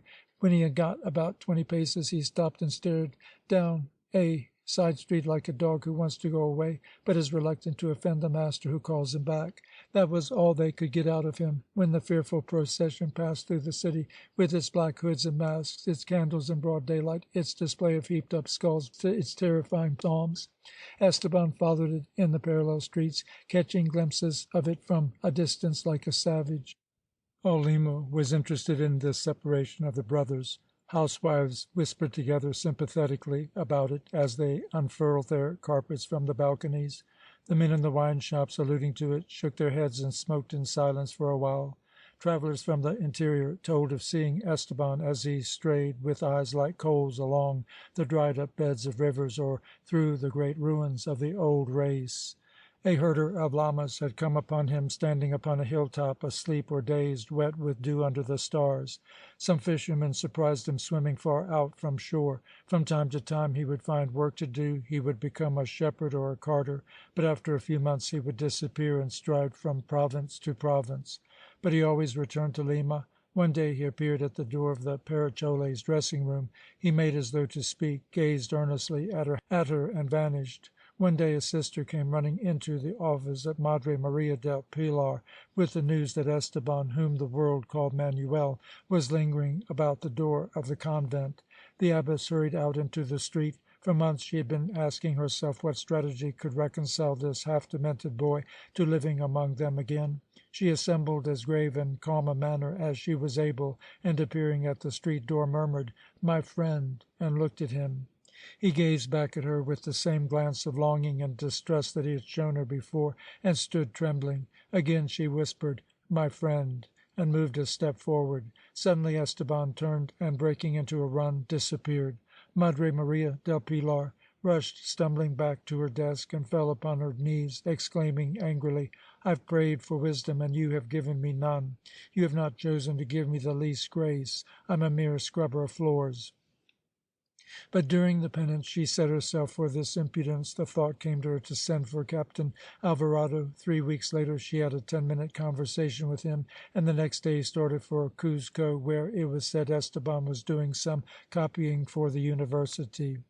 There was this strange and noble figure in Peru during these years, the Captain Alvarado, the traveller. He was blackened and cured by all weathers. He stood in the square with feet apart as though they were planted on a shifting deck. His eyes were strange, unaccustomed to the shorter range, too used to seizing the appearances of a constellation between a cloud and a cloud, and the outline of a cape in rain. His reticence was sufficiently explained for most of us by his voyages, but the Marquesa de Montemayor had other light on the matter. Captain Alvarado is bringing you this letter in person, she wrote to her daughter. Introduce him to some of your geographers, my treasure, though it may make them a little uncomfortable, for he is the diamond of sincerity. They will never see anyone who has travelled so far. Last night he described to me some of his voyages. Imagine him pushing his prow through a sea of weeds, stirring up a cloud of fish like grasshoppers in June, or sailing between islands of ice. Oh, he has been to China and up the rivers of Africa. But he is not merely an adventurer, and he seems to take no pride in discovering new places, nor is he a mere merchant. One day I asked him narrowly why he lived so, and he avoided my question. I found out from my laundress what I think is the reason of his wandering. My child, he had a child. My daughter, he had a daughter. She was just old enough to cook a holiday meal and do a little sewing for him. In those days he merely sailed between Mexico and Peru, and hundreds of times she waved him farewell or welcome. We have no way of knowing whether she was more beautiful or intelligent than the thousands of other girls that lived about him, but she was his. I suppose it seems ignoble to you that a great oak of a man should go about the world like a blind man about an empty house merely because a chit of a girl had been withdrawn from it. No, no, you cannot understand this, my adored one, but I understand and grow pale. Last night he sat with me and talked of her. He laid his cheek against his hand, and looking into the fire, he said, "It sometimes seems to me that she is away upon a voyage, and that I shall see her again. It seems to me that she is in England. You will laugh at me, but I think he goes about the hemispheres to pass the time between now and his old age."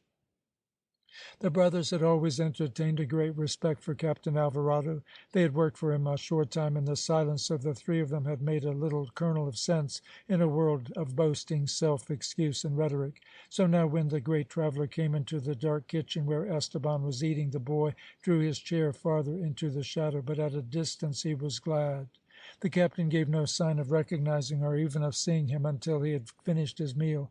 Esteban had finished long before, but not wishing to be spoken to, waited until the captain should have left the cave. At last the captain walked over to him and said, "You are Esteban, or Manuel. You helped me once with some unloading. I am Captain Alvarado."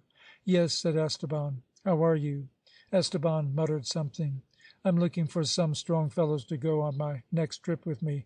Pause. "Would you like to come?" Longer pause. "England and Russia. Hard work. Good wages. A long way from Peru." "Well?" Apparently Esteban had not been listening. He sat with his eyes on the table. At last the captain raised his voice as to a deaf person. "I said, do you want to go on my next trip with me?" "Yes, I'll go," answered Esteban suddenly. "Fine, that's fine. I want your brother, too, of course." "No." "What's the matter? Wouldn't he want to come?" Esteban mumbled something, looking away. Then, half rising, he said, "I got to go now. I've got to see somebody about something." "Let me see your brother myself. Where is he?" "Dead," said Esteban. "Oh, I didn't know. I'm sorry."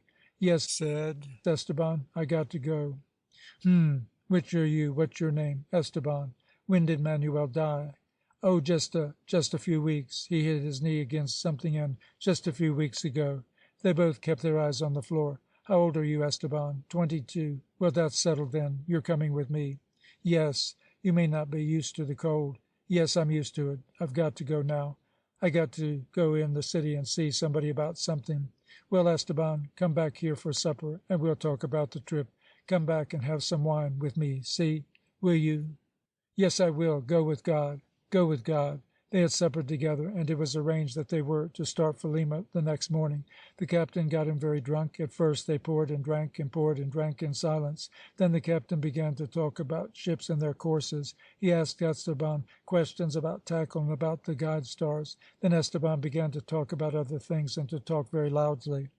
"On the ship you must give me something to do all the time. I'll do anything. I'll climb up high and fix ropes, and I'll watch all night, because, you know, I don't sleep well anyway. And, Captain Alvarado, on the ship you must pretend that you don't know me. Pretend that you hate me the most, so that you'll always give me things to do. I can't sit still and write at a table any more. And don't tell the other men about me, that is, about I hear you went into a burning house, Esteban, and pulled someone out." "Yes, I didn't get burned or anything, you know," cried Esteban, leaning across the table. "You're not allowed to kill yourself. You know you're not allowed. Everybody knows that. But if you jump into a burning house to save somebody, that wouldn't be killing yourself. And if you became a matador in the bull cart, that wouldn't be killing yourself. only you mustn't put yourself in the bull's way on purpose. Did you ever notice that animals never kill themselves, even when they're sure to lose? They never jump into a river or anything, even when they're sure to lose. Some people say that horses run into bonfires. Is that true? No, I don't think that's true. I don't think it's true. We had a dog once. Well, I mustn't think of that. Captain Alvarado, do you know Madre Maria del Pilar? Yes. I want to give her a present before I go away. Captain Alvarado, I want you to give me all my wages before I start. I won't need any money anywhere, and I want to buy her a present now. The present isn't from me, only she was. Here Esteban wished to say his brother's name, but was unable to. Instead, he continued in a lower voice. She had a serious loss once. She said so. I don't know who it was, and I want to give her a present. Women can't bear that kind of a thing like we can. The captain promised him that they would choose something in the morning. Esteban talked about it at great length. At last the captain saw him slip under the table, and himself, rising up, went out into the square before the inn. He looked at the line of the Andes and at the streams of stars crowding forever across the sky, and there was that wraith hanging in mid-air and smiling at him, the wraith with the silvery voice that said for the 1000th time, "Don't be gone long, but I'll be a big girl when you get back." Then he went within and carried Esteban to his room and sat looking at him for a long while. The next morning he was waiting at the bottom of the stairs when Esteban appeared. "We're starting when you're ready," said the captain. The strange glitter had returned to the boy's eyes. He blurted out, "No, I'm not coming. I'm not coming after all." "Ay, Esteban, but you have promised me that you would come." "It's impossible. I can't come with you," and he turned back up the stairs. "Come here a moment, Esteban, just a moment." "I can't come with you. I can't leave Peru. I want to tell you something." Esteban came down to the foot of the stairs. "How about that present for Madre Maria del Pilar?" asked the captain in a low voice. Esteban was silent, looking over the mountains. "You aren't going to take that present away from her? It might mean a lot to her, you know." "All right," murmured Esteban, as though much impressed. "Yes, besides, the ocean's better than Peru. You know Lima and Cuzco and the road. You have nothing more to know about them. You see, it's the ocean you want. Besides, on the boat you'll have something to do every minute. I'll see to that. Go and get your things, and we'll start." Esteban was trying to make a decision. It had always been Manuel who had made the decisions, and even Manuel had never been forced to make as great a one as this. Esteban went slowly upstairs. The captain waited for him, and waited so long that presently he ventured half the way up the stairs and listened. At first there was silence, then a series of noises that his imagination was able to identify at once. Esteban had scraped away the plaster about a beam and was adjusting a rope about it. The captain stood on the stairs, trembling. "Perhaps it's best," he said to himself. "Perhaps I should leave him alone. Perhaps it's the only thing possible for him." Then, on hearing another sound, he flung himself against the door, fell into the room, and caught the boy. "Go away," cried Esteban. "Let me be. Don't come in now." Esteban fell face downward upon the floor. "I am alone, alone, alone," he cried. The captain stood above him, his great plain face ridged grey with pain. It was his own old hours he was reliving. He was the awkwardest speaker in the world apart from the lore of the sea, but there are times when it requires a high courage to speak the banal. He could not be sure the figure on the floor was listening, but he said, "We do what we can. We push on, Esteban, as best we can. It isn't for long, you know. Time keeps going by. You'll be surprised at the way time passes."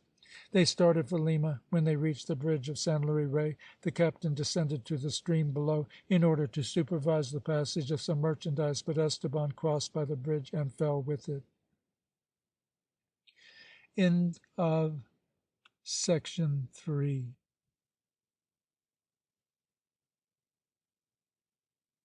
Part 4. Uncle Pio. In one of her letters, the 29th, the Marquesa de Montemayor tries to describe the impression that Uncle Pio, our aged harlequin, made upon her. "I've been sitting all morning on the green balcony, making you a pair of slippers, my soul," she tells her daughter. As the golden wire did not take up my whole attention, I was able to follow the activity of a coterie of ants in the wall beside me. Somewhere behind the partition they were patiently destroying my house. Every 3 minutes a little workman would appear between two boards and drop a grain of wood upon the floor below. Then he would wave his antenna at me and back busily into his mysterious corridor. In the meantime, various brothers and sisters of his were trotting back and forth on a certain highway, stopping to massage one another's heads, or if the messages they bore were of first importance, refusing angrily to massage or to be massaged. And at once I thought of Uncle Pio. Why, where else but with him had I seen that very gesture with which he arrests a passing abbé or a courtier's valet, and whispers, his lips laid against his victim's ear? And surely enough, before noon I saw him hurry by on one of those mysterious errands of his. As I am the idlest and silliest of women, I sent Pepita to get me a piece of nougat, which I placed on the ants' highway. Similarly, I sent word to the Café Pizarro, asking them to send Uncle Pio to see me if he dropped in before sunset. I shall give him that old bent salad fork with the turquoise in it, and he will bring me a copy of the new ballad that every one is singing about, the Daqua of old Mess Bessa. My child, you shall have the best of everything, and you shall have it first. And in the next letter, my dear, Uncle Pio is the most delightful man in the world, your husband excepted. He is the second most delightful man in the world. His conversation is enchanting. If he weren't so disreputable, I should make him my secretary. He could write all my letters for me, and generations would rise up and call me witty. Alas, however, he is so moth-eaten by disease and bad company that I shall have to leave him to his underworld. He is not only like an ant, he is like a soiled pack of cards, and I doubt whether the whole Pacific could wash him sweet and fragrant again. But what divine Spanish he speaks, and what exquisite things he says in it! That's what one gets by hanging around a theatre and hearing nothing but the conversation of Calderon. Alas, what is the matter with this world, my soul, that it should treat such a being so ill? His eyes are as sad as those of a cow that has been separated from its 10th calf. You should know first that this Uncle Pio was Camilla Perchole's maid. He was also her singing master, her coiffeur, her masseur, her reader, her errand boy, her banker. Rumor added her father. For example, he taught her her parts. There was a whisper around town that Camilla could read and write. The compliment was unfounded. Uncle Pio did her reading and writing for her. At the height of the season, the company put on 2 or 3 new plays a week, and as each one contained a long and flowery part for the Perechole, the mere task of memorization was not a trifle. Peru had passed within 50 years from a frontier state to a state in renaissance. Its interest in music and the theatre was intense. Lima celebrated its feast days by hearing a mass of Tomas Luis de Victoria in the morning, and the glittering poetry of Calderon in the evening. It is true that the Limeans were given to interpolating trivial songs into the most exquisite comedies, and some lachrymose effects into the austerest music, but at least they never submitted to the boredom of a misplaced veneration. If they had disliked heroic comedy, the Limeans would not have hesitated to remain at home, and if they had been deaf to polyphony, nothing would have prevented their going to an earlier service. When the Archbishop returned from a short trip to Spain, all Lima kept asking, "What has he brought?" The news finally spread abroad that he had returned with tomes of masses and motets by Palestrina, Morales, and Vittoria, as well as 35 plays by Tirso de Molina and Ruiz de Alarcon and Moreto. There was a civic fete in his honor. The choir boys' school and the green room of the Commedia were swamped with the gifts of vegetables and wheat. All the world was eager to nourish the interpreters of so much beauty. This was the theatre in which Camilla Perechole gradually made her reputation. So rich was the repertory and so dependable the prompter's box that few plays were given more than 4 times a season.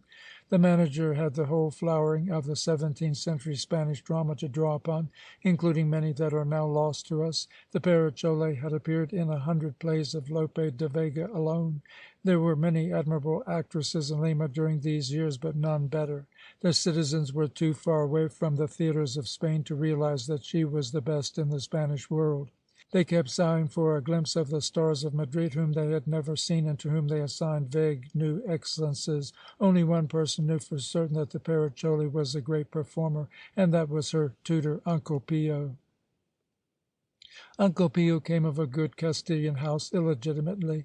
At the age of 10 he ran away to Madrid from his father's hacienda, and was pursued without diligence. He lived ever after by his wits. He possessed the 6 attributes of the adventurer: a memory for names and faces, with the aptitude for altering his own, the gift of tongues, inexhaustible invention, secrecy, the talent for falling into conversation with strangers, and that freedom from conscience that springs from a contempt for the dozing rich he preyed upon. From 10 to 15 he distributed handbills for merchants, held horses, and ran confidential errands. From 15 to 20 he trained bears and snakes for traveling circuses. He cooked and mixed punches. He hung about the entries of the more expensive taverns and whispered informations into the travellers' ears.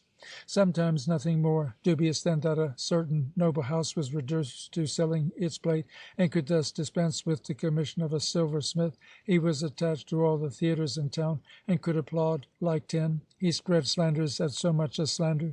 He sold rumours about crops and about the value of land. From 20 to 30 his services came to be recognized in very high circles. He was sent out by the government to inspirit some half-hearted rebellions in the mountains, so that the government could presently arrive and wholeheartedly crush them.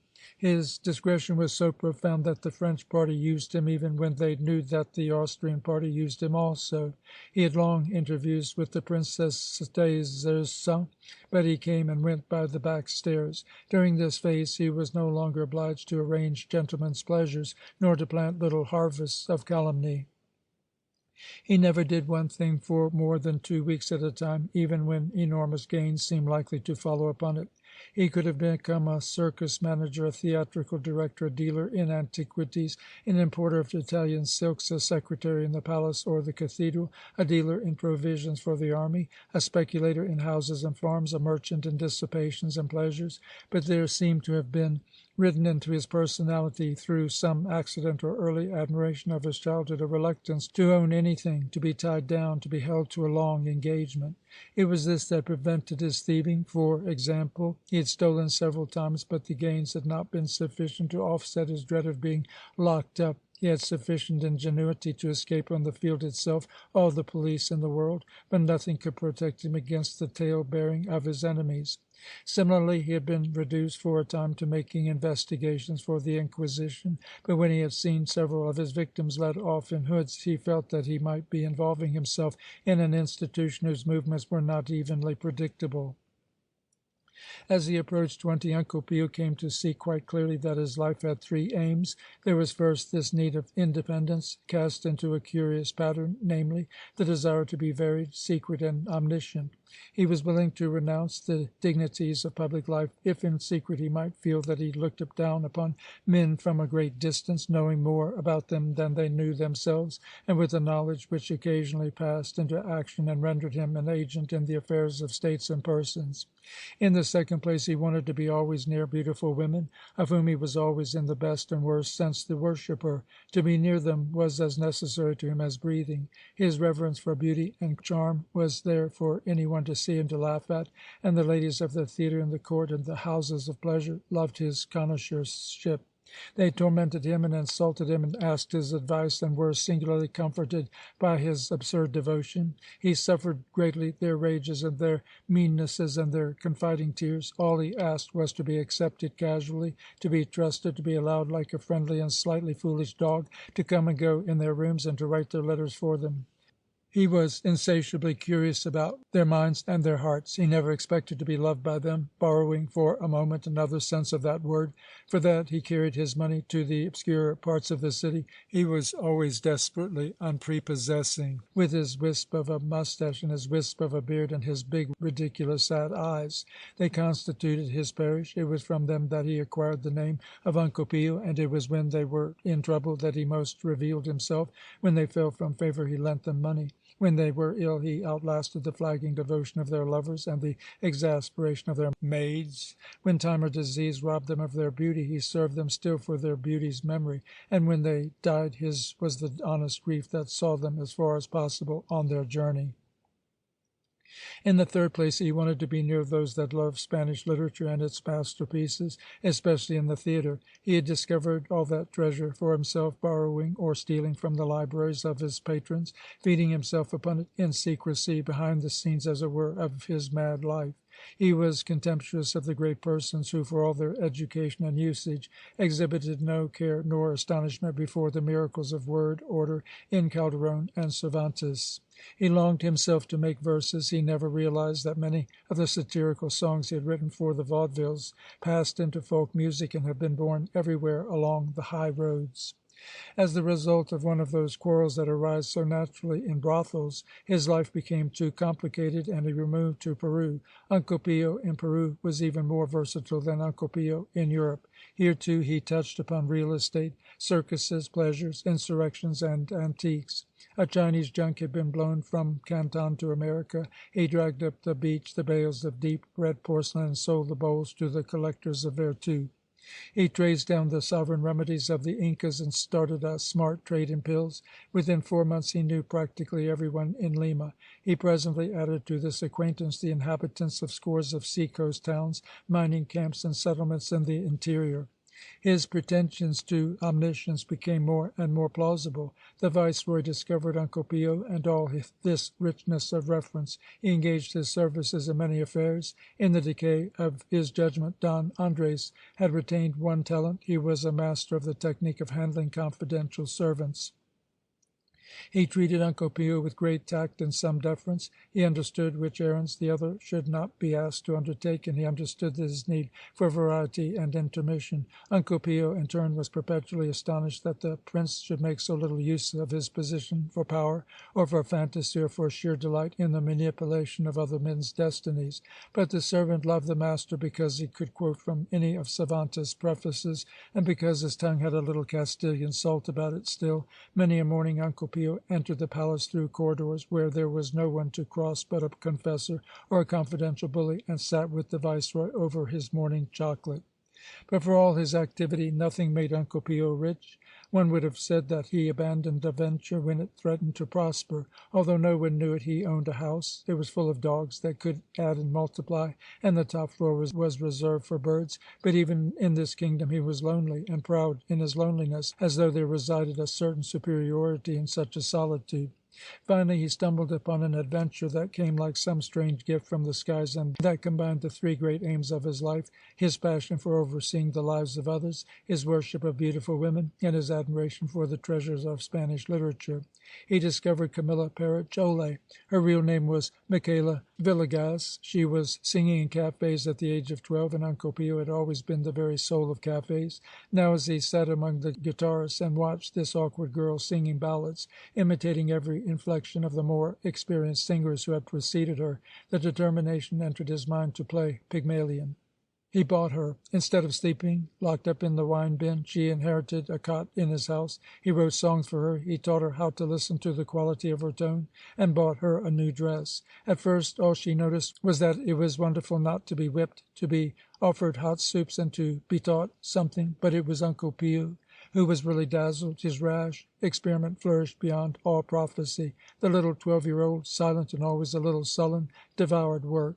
He set her endless exercises in acting and mimicry. He set her problems in conveying the atmosphere of a song. He took her to the theatres and made her notice all the details of a performance. But it was from Camilla as a woman that he was to receive his greatest shock. The long arms and legs were finally harmonized into a body of perfect grace. The almost grotesque and hungry face became beautiful. Her whole nature became gentle and mysterious and oddly wise, and it all turned to him. She could find no fault in him, and she was sturdily loyal. They loved one another deeply, but without passion. He resected the slight nervous shadow that crossed her face when he came too near her, but there arose out of this denial itself the perfume of a tenderness, that ghost of passion which in the most unexpected relationship can make even a whole lifetime devoted to irksome duty pass like a gracious dream. They travelled a great deal, seeking new taverns, for the highest attribute of a cafe singer will always be her novelty. They went to Mexico, their odd clothes wrapped up in the self-same shawl. They slept on beaches. They were whipped at Panama and shipwrecked on some tiny Pacific islands plastered with the droppings of birds.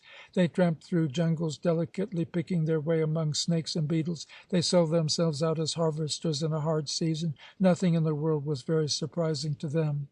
Then began an even harder course of training for the girl, a regimen that resembled more the preparation for an acrobat. The instruction was a little complicated by the fact that her rise to favor was very rapid, and there was some danger that the applause she received would make her content with her work too soon. Uncle Peel never exactly beat her, but he resorted to a sarcasm that had terrors of its own. At the close of a performance, Camilla would return to her dressing-room to find Uncle Peel whistling nonchalantly in one corner. She would divine his attitude at once and cry angrily, "Now what is it? Mother of God, what is it now?" "Nothing, little Pearl, my little Camilla of Camillas, nothing.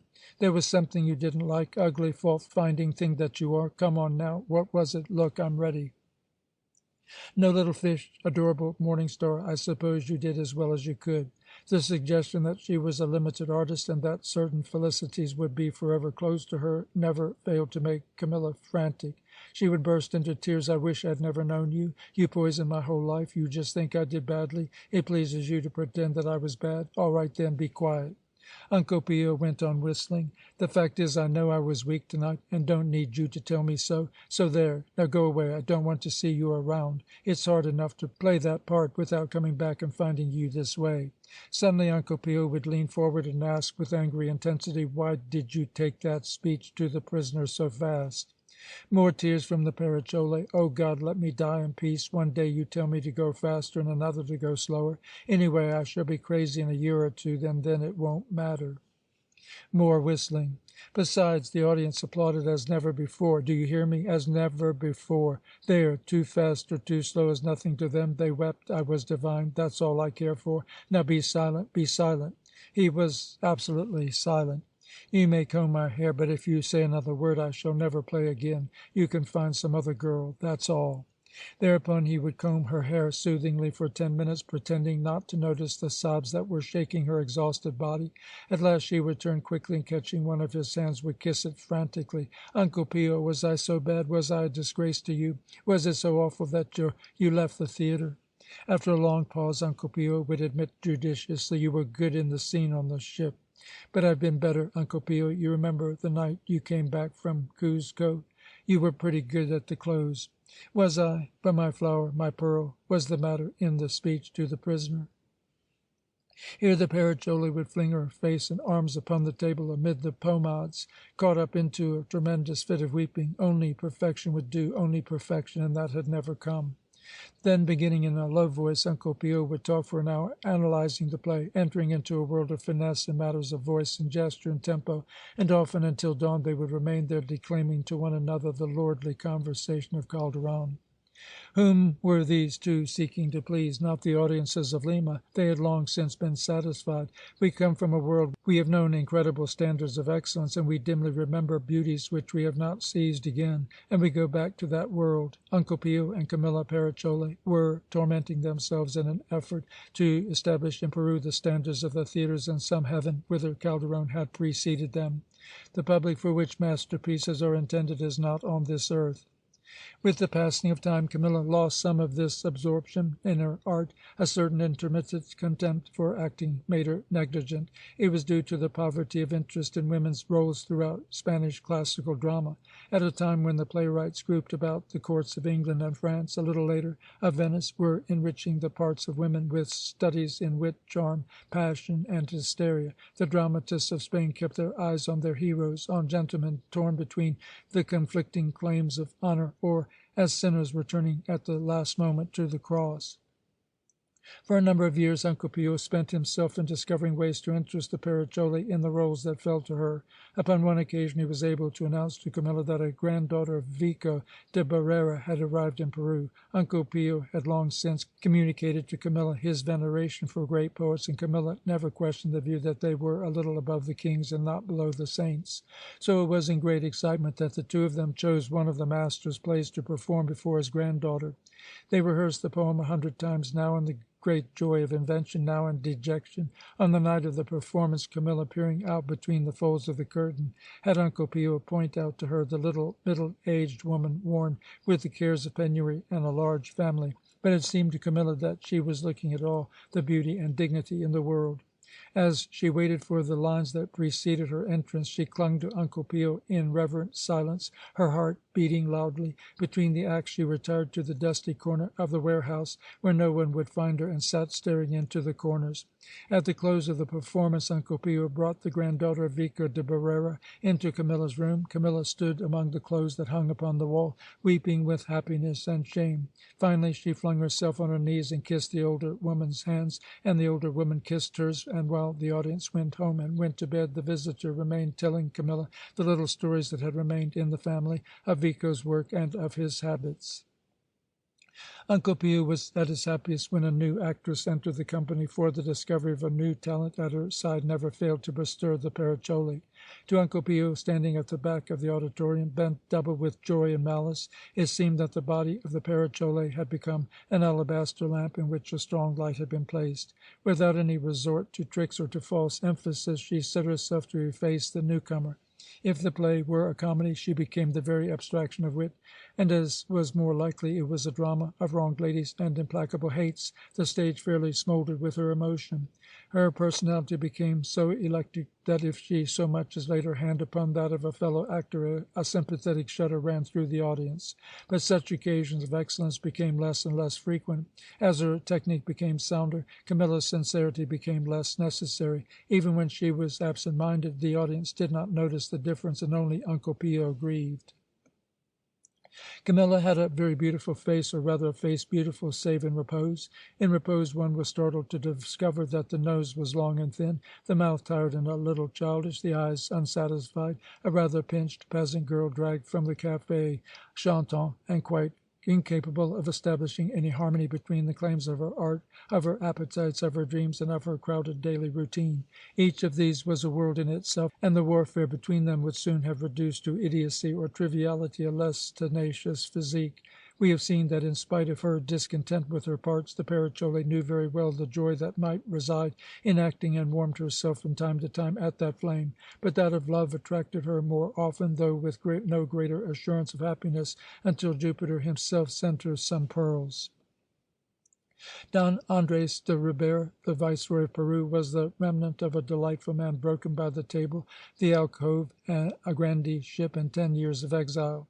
As a youth he had accompanied embassies to Versailles and Rome. He had fought in the wars in Austria. He had been in Jerusalem. He was a widower and childless of an enormous and wealthy woman. He had collected coins a little, wines, actresses, orders, and maps. From the table he had received the gout. From the alcove a tendency to convulsions, from the grandeeship a pride so vast and puerile that he seldom heard anything that was said to him, and talked to the ceiling in a perpetual monologue. From the exile oceans of boredom, a boredom so persuasive that it was like pain. He woke up with it and spent the day with it, and it sat by his bed all night watching his sleep. Camilla was passing the years in the hard-working routine of the theatre, savoured by a few untidy love affairs, when this Olympian personage, for he had a face and port fit to play gods and heroes on the scene, suddenly transported her to the most delicious midnight suppers at the palace. Contrary to all the traditions of the stage and state, she adored her elderly admirer. She thought she was going to be happy for ever. Don Andres taught the Paracoli a great many things, and to her bright, eager mind that was one of the sweetest ingredients of love. He taught her a little French, to be neat and clean, the modes of address. Uncle Pio had taught her how great ladies carry themselves on great occasions. He taught her how they relax. Uncle Pio and Calderon had trained her in beautiful Spanish. Don Andres furnished her with the smart slang of El Buen Retiro. Uncle Pio was made anxious by Camilla's invitation from the palace. He would have much preferred that she continue with her little vulgarian love affairs in the theatrical warehouse, but when he saw that her art was gaining a new finish, he was well content. He would sit in the back of the theatre, rolling about in his seat for sheer joy and amusement, watching the Père Joly intimate to the audience that she frequented the great world about whom the dramatist wrote. She had a new way of fingering a wine-glass, of exchanging an adieu, a new way of entering a door that told everything. To Uncle Pio nothing else mattered. What was there in the world more lovely than a beautiful woman doing justice to a Spanish masterpiece? A performance, he asked you, packed with observation, in which the very spacing of the words revealed a comment on life and on the text, delivered by a beautiful voice, illustrated by a faultless carriage, considerable personal beauty, and irresistible charm. We are almost ready to take this marvel to Spain, he would murmur to himself. After the performance he would go round to her dressing-room and say, "Very good." But before taking his leave he would manage to ask her where, in the name of the 11,000 virgins of Cologne, she had acquired that affected way of saying "Excellentia." After a time the Viceroy asked the Paracoli whether it would amuse her to invite a few discreet guests to their midnight suppers, and he asked her whether she would like to meet the Archbishop. Camilla was delighted. The Archbishop was delighted. On the eve of their first meeting he sent the actress an emerald pendant as big as a playing card.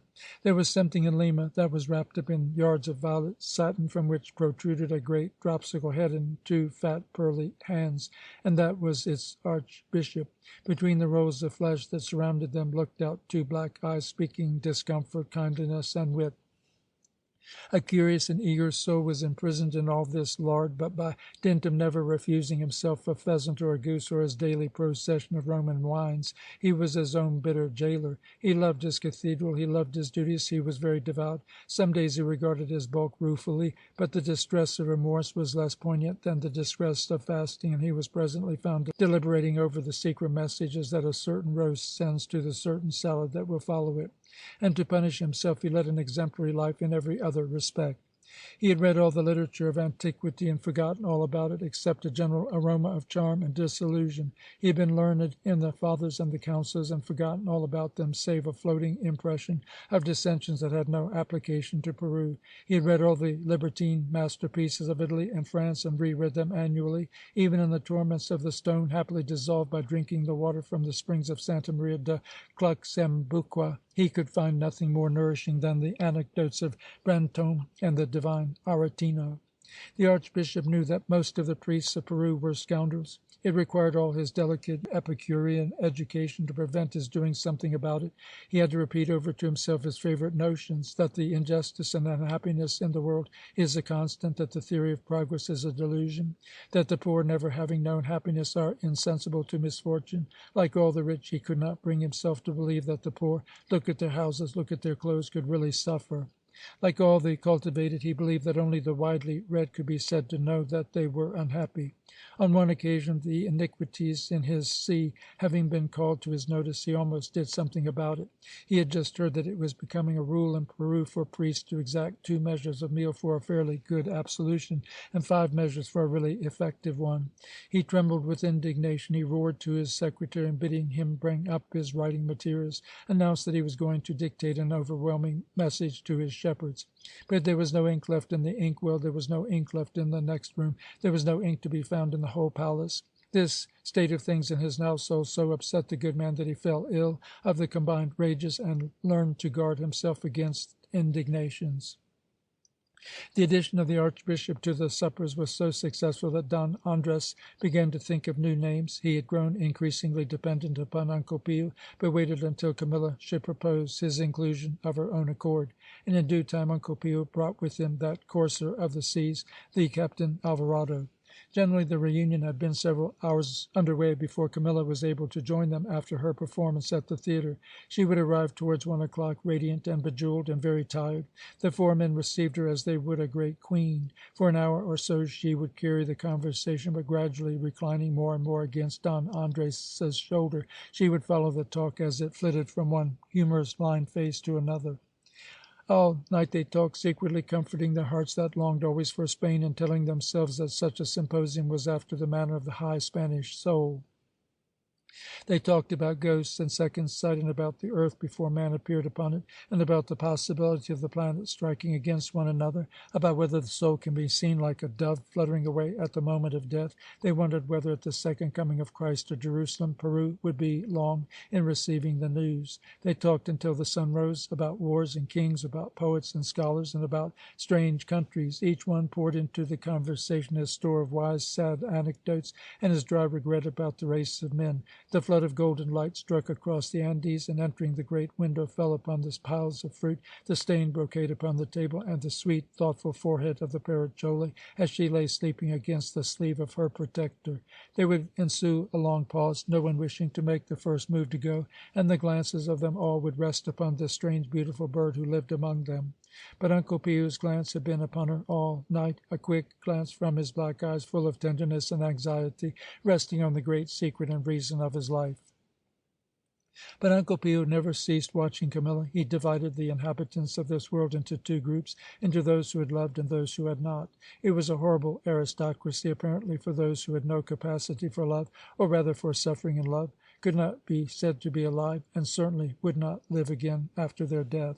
They were a kind of straw population, filling the world with their meaningless laughter and tears and chatter, and disappearing still lovable and vain into thin air. For this distinction he cultivated his own definition of love that was like no other, and that had gathered all its bitterness and pride from his odd life. He regarded love as a sort of cruel malady through which the elect are required to pass in their late youth, and from which they emerge pale and wrung, but ready for the business of living. There was, he believed, a great repertory of errors mercifully impossible to human beings who had recovered from this illness. Unfortunately, there remained to them a host of failings, but at least, from among many illustrations, they never mistook a protracted amiability for the whole conduct of life. They never again regarded any human being, from a prince to a servant, as a mechanical object. Uncle Pio never ceased watching Camilla because it seemed to him that she had never undergone this initiation. In the months that followed her introduction to the Viceroy, he held his breath and waited. He held his breath for years. Camilla bore the Viceroy 3 children, yet remained the same. He knew that the first sign of her entrance into the true possession of the world would be the mastery of certain effects in her acting.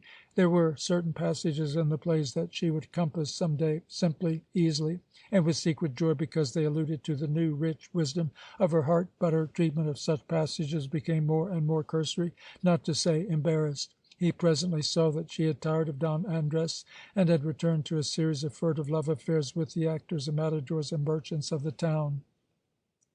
She became more and more impatient of acting, and another parasite found its way into her mind. She wanted to be a lady. She slowly contracted a greed for respectability, and began to refer to her acting as a pastime. She acquired a duenna and some footmen, and went to church at the fashionable hours. She attended the prize days at the university, and appeared among the donors of the great charities. She even learned to read and write a little. Any faint discrimination against her as a Bohemian she challenged with fury. She led the Viceroy a horrible life, with her passion for concessions and her gradual usurpation of privileges. The new vice displaced the old, and she became noisily virtuous. She invented some parents and produced some cousins. She obtained an undocumented legitimization of her children. In society she cultivated a delicate and languid Magdalenism, as a great lady might, and she carried a candle in the penitential parade side by side with ladies who had nothing to regret but an outburst of temper and a furtive glance into Descartes. Her sin had been acting, and every one knows that there were even saints who had been actors. There was Saint Gelasius, and Saint Genesius, and Saint Margaret of Antioch, and Saint Pelagia. There was a fashionable watering place in the hills not far from Santa Maria de Cluxembuqua. Don Andres had travelled in France, and had thought to build himself a little mock Vichy. There was a pagoda, some drawing rooms, a theatre, a little arena for bullfights, and some French gardens. Camilla's health had never known a shadow, but she built herself a villa in the vicinity, and sipped the hateful waters at 11 o'clock.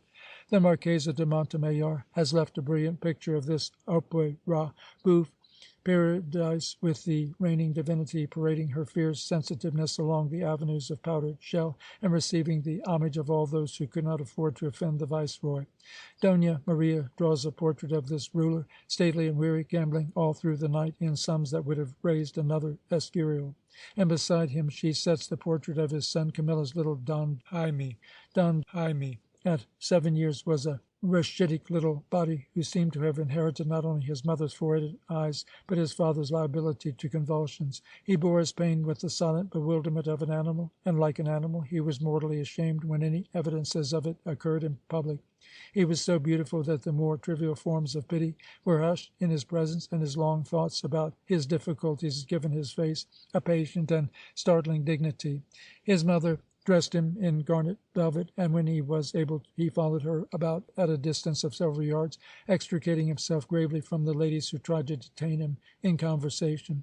Camilla was never cross to Don Jaime, and she was never demonstrative. When the sun was shining, the two could be seen walking along those artificial terraces in silence, Camilla wondering when the felicity would begin that she had always associated with social position. Don Jaime rejoicing merely in the sunlight and anxiously estimating the approach of a cloud. They looked like figures that had strayed there from some remote country, or out of an old ballad, that had not yet learned the new language and had not yet found any friends. Camilla was about 30 when she left the stage, and it required 5 years for her to achieve her place in society. She gradually became almost stout, though her head seemed to grow more beautiful every year. She took to overdressing, and the floors of the drawing-rooms reflected a veritable tower of jewels and scarves and plumes.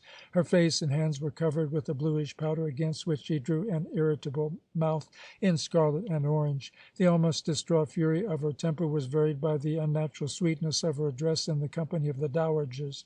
In the earliest stages of her progress upward she had intimated to Uncle Pio that he was not to be seen with her in public, but finally she became impatient even of his discreeter visits. She conducted the interviews with formality and evasion. Her eyes never crossed his, and she angled her pretext to quarrel with them. Still he ventured out once a month to try her patience, and when the call had become impossible, he would climb the stairs and finish the hour among her children. One day he arrived at her villa in the hills, and through her maid begged for an opportunity to talk with her. He was told that she would see him in the French gardens a little before sunset. He had come up from Lima on a strange sentimental impulse. Like all solitary persons, he had invested friendship with a divine glamour. He imagined that the people he passed on the street, laughing together and embracing when they parted, the people who dined together with so many smiles, you will scarcely believe me, but he imagined that they were extracting from all that congeniality great store of satisfaction, so that suddenly he was filled with the excitement of seeing her again, of being called Uncle Pio, and of reviving for a moment the trust and humour of their long vagabondage. The French gardens were at the southern end of the town. Behind them rose the higher Andes, and before them there was a parapet overlooking a deep valley and overlooking wave after wave of hills that stretched toward the Pacific. It was the hour when bats fly low and the smaller animals play recklessly underfoot. A few solitaries lingered about the gardens, gazing dreamily into the sky that was being gradually emptied of its color, or leaned upon the balustrade and looked down into the valley, noting in which village a dog was barking. It was the hour when the father returns home from the fields and plays for a moment in the yard with the dog that jumps upon him, holding his muzzle closed or throwing him upon his back. The young girls look about for the first star to fix a wish upon, and the boys grow restless for supper. Even the busiest mother stands for a moment idle-handed, smiling at her dear and exasperating family. Uncle Pio stood against one of the chipped marble benches and watched Camilla coming towards him. "I'm late," she said. "I'm sorry. What is it you wish to say to me?" "Camilla," he began, "my name is Dona Michaela. I do not wish to offend you, Dona Michaela, but when you let me call you Camilla for 20 years, I should think—" "Oh, do as you like, do as you like."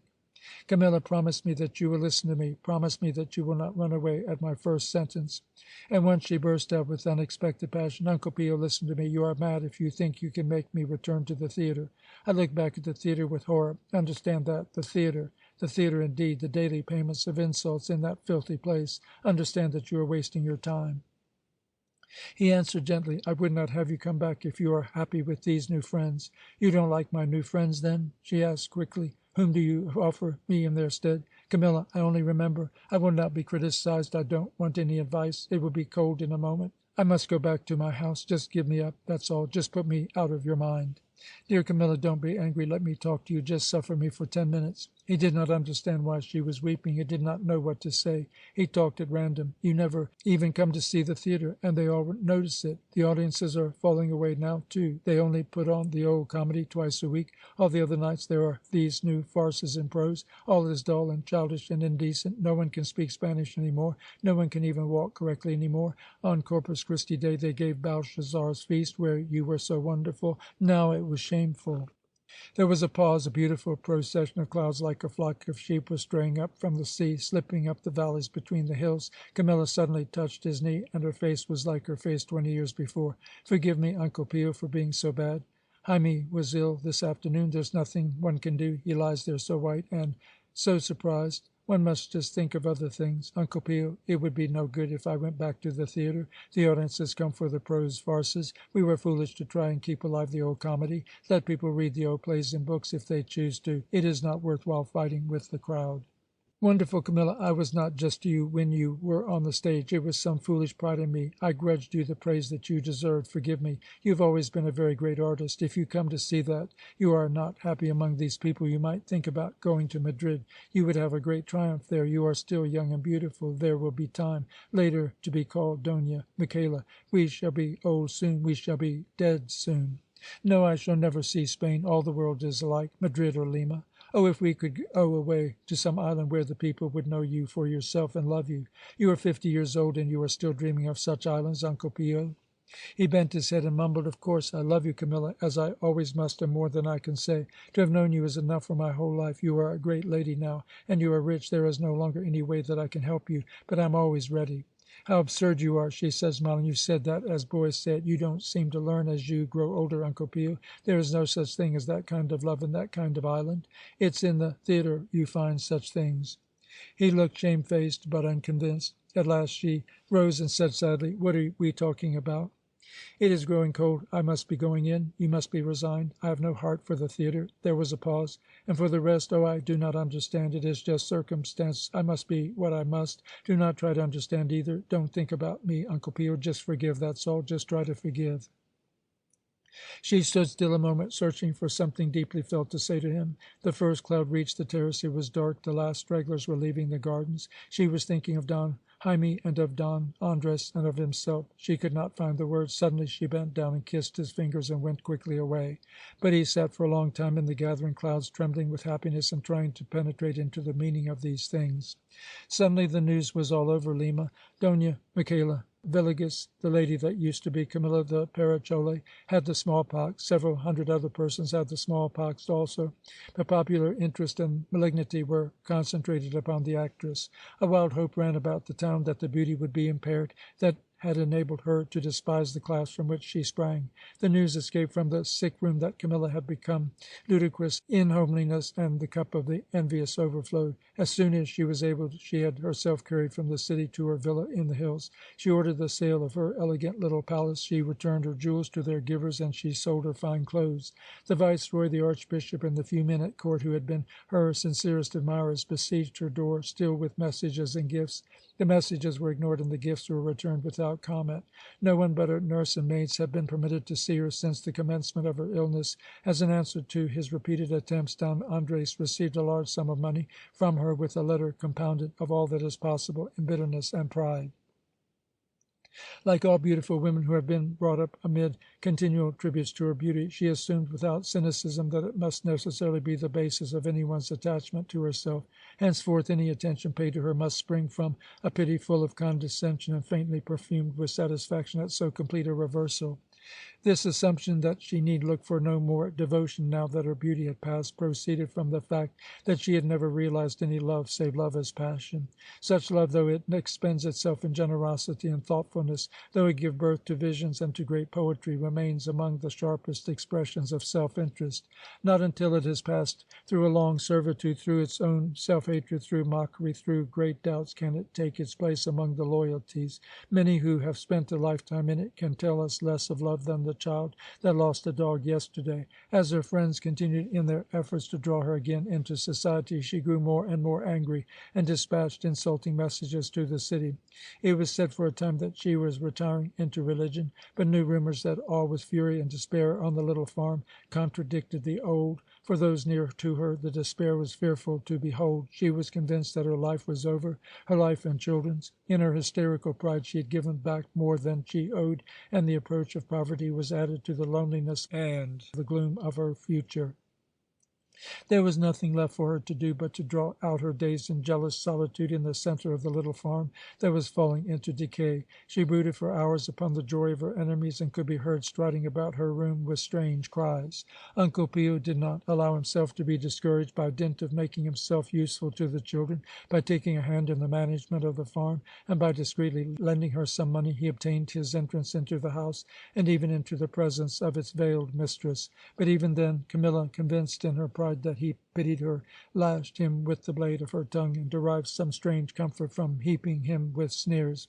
He loved her the more, understanding better than she did herself all the stages in the convalescence of her humiliated spirit. But one day an accident befell that lost him his share in her progress. He pushed open a door. She thought she had locked it. For just 1 hour a foolish secret hope had come to her. She wondered whether she could make a paste of chalk and cream to spread upon her face. She who had sneered so often at the beflowered grandmothers of the court wondered for a few moments whether she had learned anything on the stage that would aid her now. She thought she had locked the door, and with hurried hands and beating heart she laid on the coat, the grotesque palette, and as she gazed into the mirror and recognized the futility of her attempt, she caught the image of Uncle Pio standing in the door, amazed. She rose from the chair with a cry and covered her face with her hands. Go away, out of my house forever," she screamed. "I never want to see you again." In her shame she drove him out with blasphemy and hatred. She pursued him down the corridor and hurled objects down the stairs. She gave her farmer orders that Uncle Pio was forbidden to come into the grounds, but he continued for a week trying to see her again. At last he went back to Lima. He filled in the time as best he could, but he longed to be by her as a boy of 18 would long. At last he devised a stratagem and returned up into the hills to put it into effect.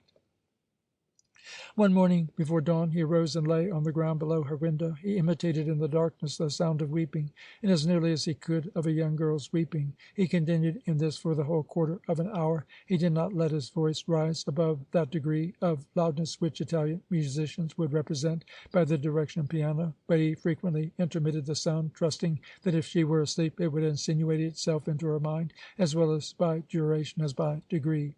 The air was cool and agreeable. The first faint streak of sapphire was appearing behind the peaks, and in the east the star of morning was pulsating every moment with a more tender intention. A profound silence wrapped all the farm buildings. Only an occasional breeze set all the grasses sighing. Suddenly a lamp was lit in her room, and a moment later the shutter was thrown back, and a head, wrapped in veils, leaned far out. "Who is there?" asked the beautiful voice. Uncle Pio remained silent. Camilla said again in a tone edged with impatience, "Who is there? Who is there weeping?" "Dona Michaela, my lady, I beg of you to come here to me." "Who are you, and what do you want?" "I am a poor girl. I am Estrella. I beg of you to come and help me. Do not call your maid. I pray you, Dona Michaela, to come yourself." Camilla was silent a moment, then said abruptly, "Very well," and closed the shutter. Presently she appeared around the corner of the house. She wore a thick cloak that dragged in the dew. She stood at a distance and said, "Come over here to where I am standing. Who are you?" Uncle Pio rose up. "Camilla, it is I. Uncle Pio, forgive me, but I must speak to you." "Mother of God, when shall I be free of this dreadful person? Understand, I want to see no one. I don't want to speak to a soul. My life is over, that is all." "Camilla, by our long life together, I beg of you to grant me one thing. I shall go away, never trouble you again." "I grant you nothing, nothing. Stay away from me." "I promise you I shall never trouble you again if you listen to me this once." She was hurrying around to the door on the other side of the house, and Uncle Pio was obliged to run beside her to make sure that she heard what he was saying. She stopped. "What is it, then? Hurry. It is cold. I am not well. I must go back to my room." "Camilla, let me take Don Jaime for a year to live with me in Lima. Let me be his teacher. Let me teach him the Castilian. Here he is left among the servants. He is learning nothing." "No." "Camilla, what will become of him? He has a good mind, and he wants to learn. He is sick. He is delicate. Your house is a sty. Only the country is good for him." "But he has been much better these last few months. I promise you I shall clean out my house. I shall apply to Madre Maria del Pilar for a housekeeper. Here he is in your stables all day. I shall teach him all that a gentleman should know, fencing and Latin and music. We shall read all. A mother cannot be separated from her child like that. It is impossible. You are crazy to have thought of it. Give up thinking of me and of everything about me. I no longer exist. I and my children will get on as best we can. Do not try to disturb me again. I do not want to see any human being." Now it was that Uncle Pio felt obliged to use a hard measure. "Then pay me the money that you owe me," he said. Camilla stood still, confounded. To herself she said, "Life is too fearful to bear. When may I die?" After a moment she answered him in a hoarse voice, I have very little money. I will pay you what I can. I will pay you now. I have a few jewels here. Then we need never see one another again." She was ashamed of her poverty. She took a few steps, then turned and said, "Now I see that you are a very hard man, but it is right that I pay you what I owe you." "No, Camilla, I only said that to enforce my request. I shall take no money from you, but lend me Don Jaime for 1 year. I shall love him and take every care of him. Did I harm you? Was I a bad teacher to you in those other years? It is cruel of you to keep urging gratitude, gratitude, gratitude. I was grateful, good, good. But now that I am no longer the same woman, there remains nothing to be grateful for." There was a silence. Her eyes were resting on the star that seemed to be leading forth the whole sky in its wonder. A great pain lay at her heart, the pain of a world that was meaningless. Then she said, "If Jaime wishes to go with you, very well. I shall talk to him in the morning. If he wishes to go with you, you will find him at the inn about noon. Good night. Go with God. Go with God." She returned to the house. The next day the grave little boy appeared at the inn. His fine clothes were torn and stained now, and he carried a small bundle for change. His mother had given him a gold piece for spending money and a little stone that shone in the dark to look at in his sleepless nights. They set off together in a cart, but soon Uncle Pio became aware that the jolting was not good for the boy. He carried him on his shoulder. As they drew near to the bridge of San Luis Rey, Jaime tried to conceal his shame, for he knew that one of those moments was coming that separated him from other people. He was especially ashamed because Uncle Pio had just overtaken a friend of his, a sea captain, and just as they got to the bridge he spoke to an old lady who was traveling with a little girl. Uncle Pio said that when they had crossed the bridge they would sit down and rest, but it turned out not to be necessary. End of section 4.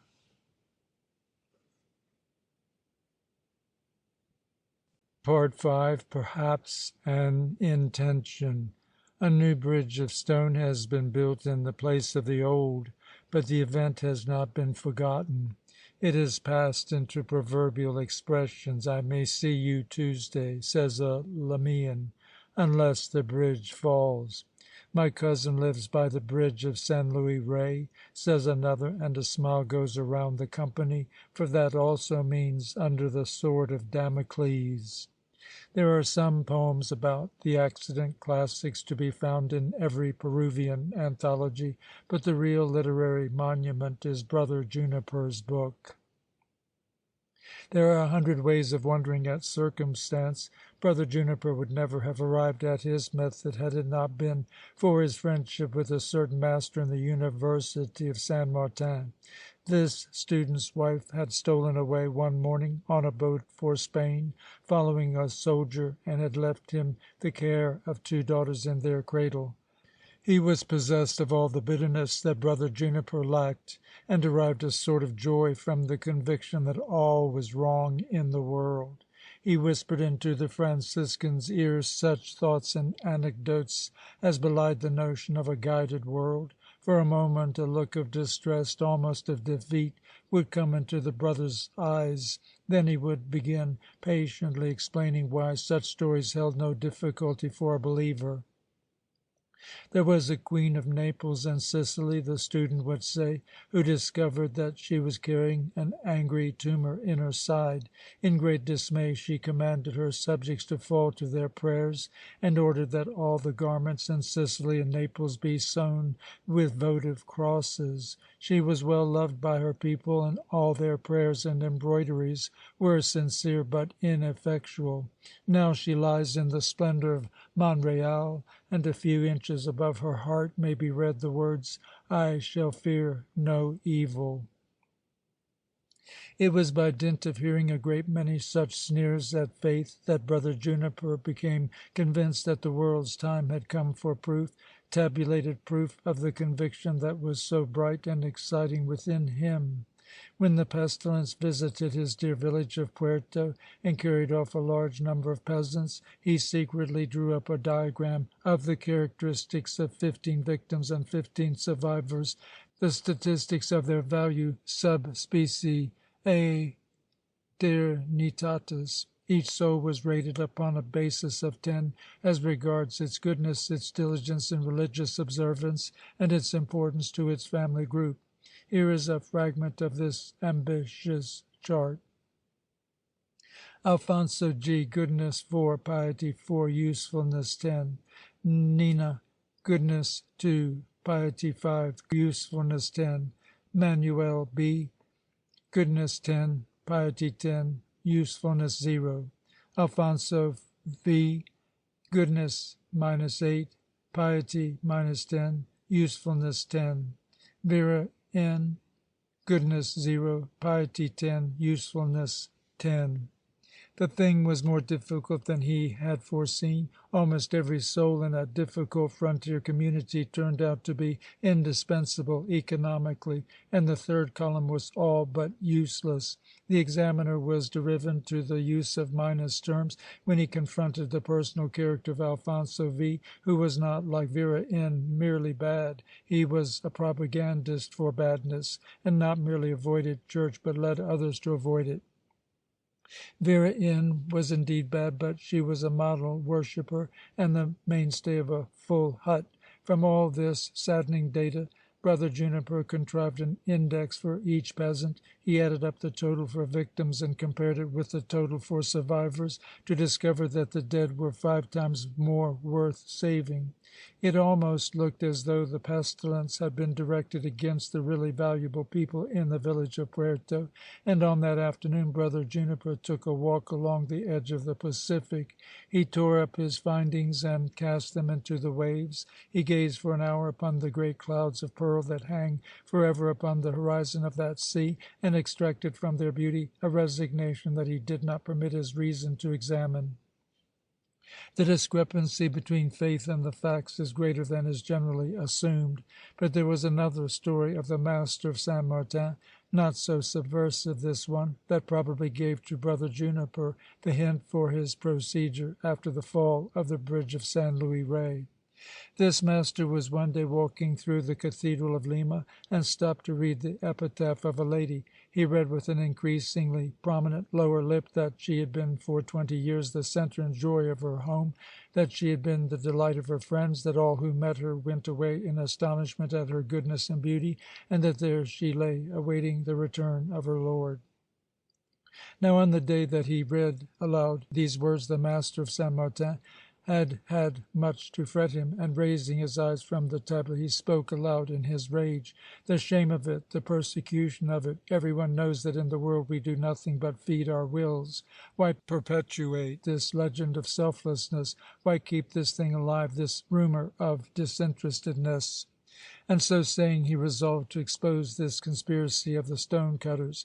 The lady had been dead only 12 years. He sought out her servants, her children, and her friends, and everywhere he went, like a perfume, her dear traits had survived her, and wherever she was mentioned, there arose a suffering smile and the protest that words could not describe the gracious ways of her. Even the eager youth of her grandchildren, who had never seen her, was made more difficult by the news that it was possible to be as good as that. And the man stood amazed. Only at last he muttered, "Nevertheless, what I said was true. This woman was an exception, perhaps an exception." In compiling his book about these people, Brother Juniper seemed to be pursued by the fear that in omitting the slightest detail he might lose some guiding hint. The longer he worked, the more he felt that he was stumbling about among great dim intimations. He was forever being cheated by details that looked as though they were significant, if only he could find their setting.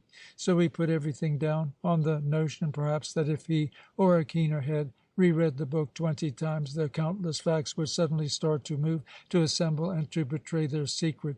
The Marquesa de Montemayor's cook told him that she lived almost entirely on rice, fish, and a little fruit, and Brother Juniper put it down on the chance that it would some day reveal a spiritual trait. Don Rubio said of her that she used to appear at his receptions without invitation in order to steal the spoons. A midwife on the edge of the town declared that Dona Maria called upon her with morbid questions until she had been obliged to order her away from the door like a beggar.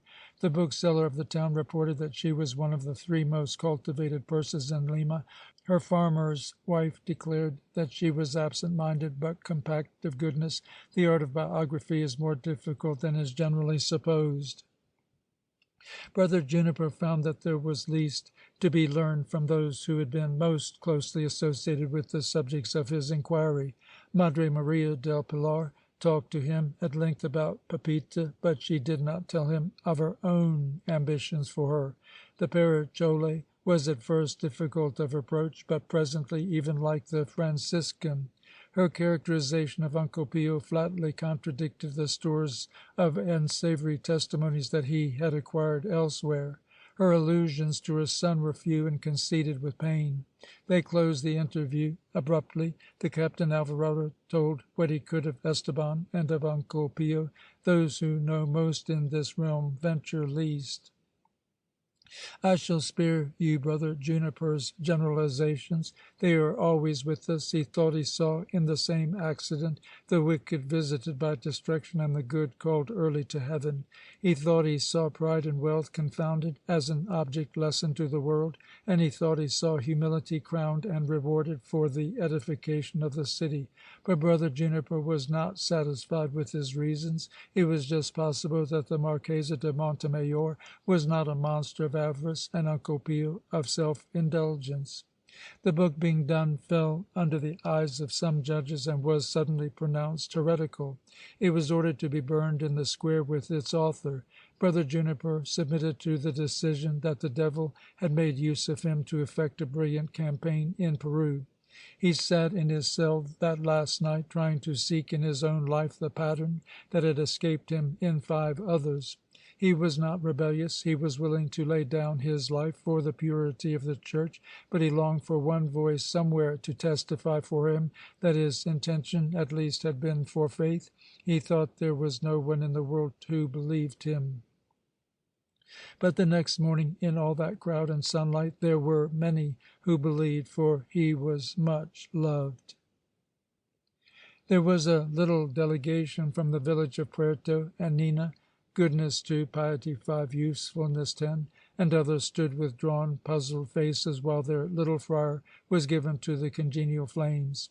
Even then, there remained in his heart an obstinate nerve, insisting that at least St. Francis would not utterly have condemned him, and not daring to call upon a greater name, since he seemed so open to error in these matters, he called twice upon St. Francis, and learning upon a flame, he smiled and died. The day of the service was clear and warm. The Lamians, their black eyes wide with awe, poured through the streets into their cathedral, and stood gazing at the mound of black velvet and silver. The Archbishop, enclosed in his wonderful and almost wooden vestments, perspired upon his throne, lending from time to time a connoisseur's ear to the felicities of Vittoria's counterpoint. The choir had restudied the pages that, as his farewell to music, Tomas Luis had composed for his friend and patron, the Empress of Austria, and all that grief and sweetness, all that Spanish realism filtering through an Italian mode, rose and fell above the sea of mantillas.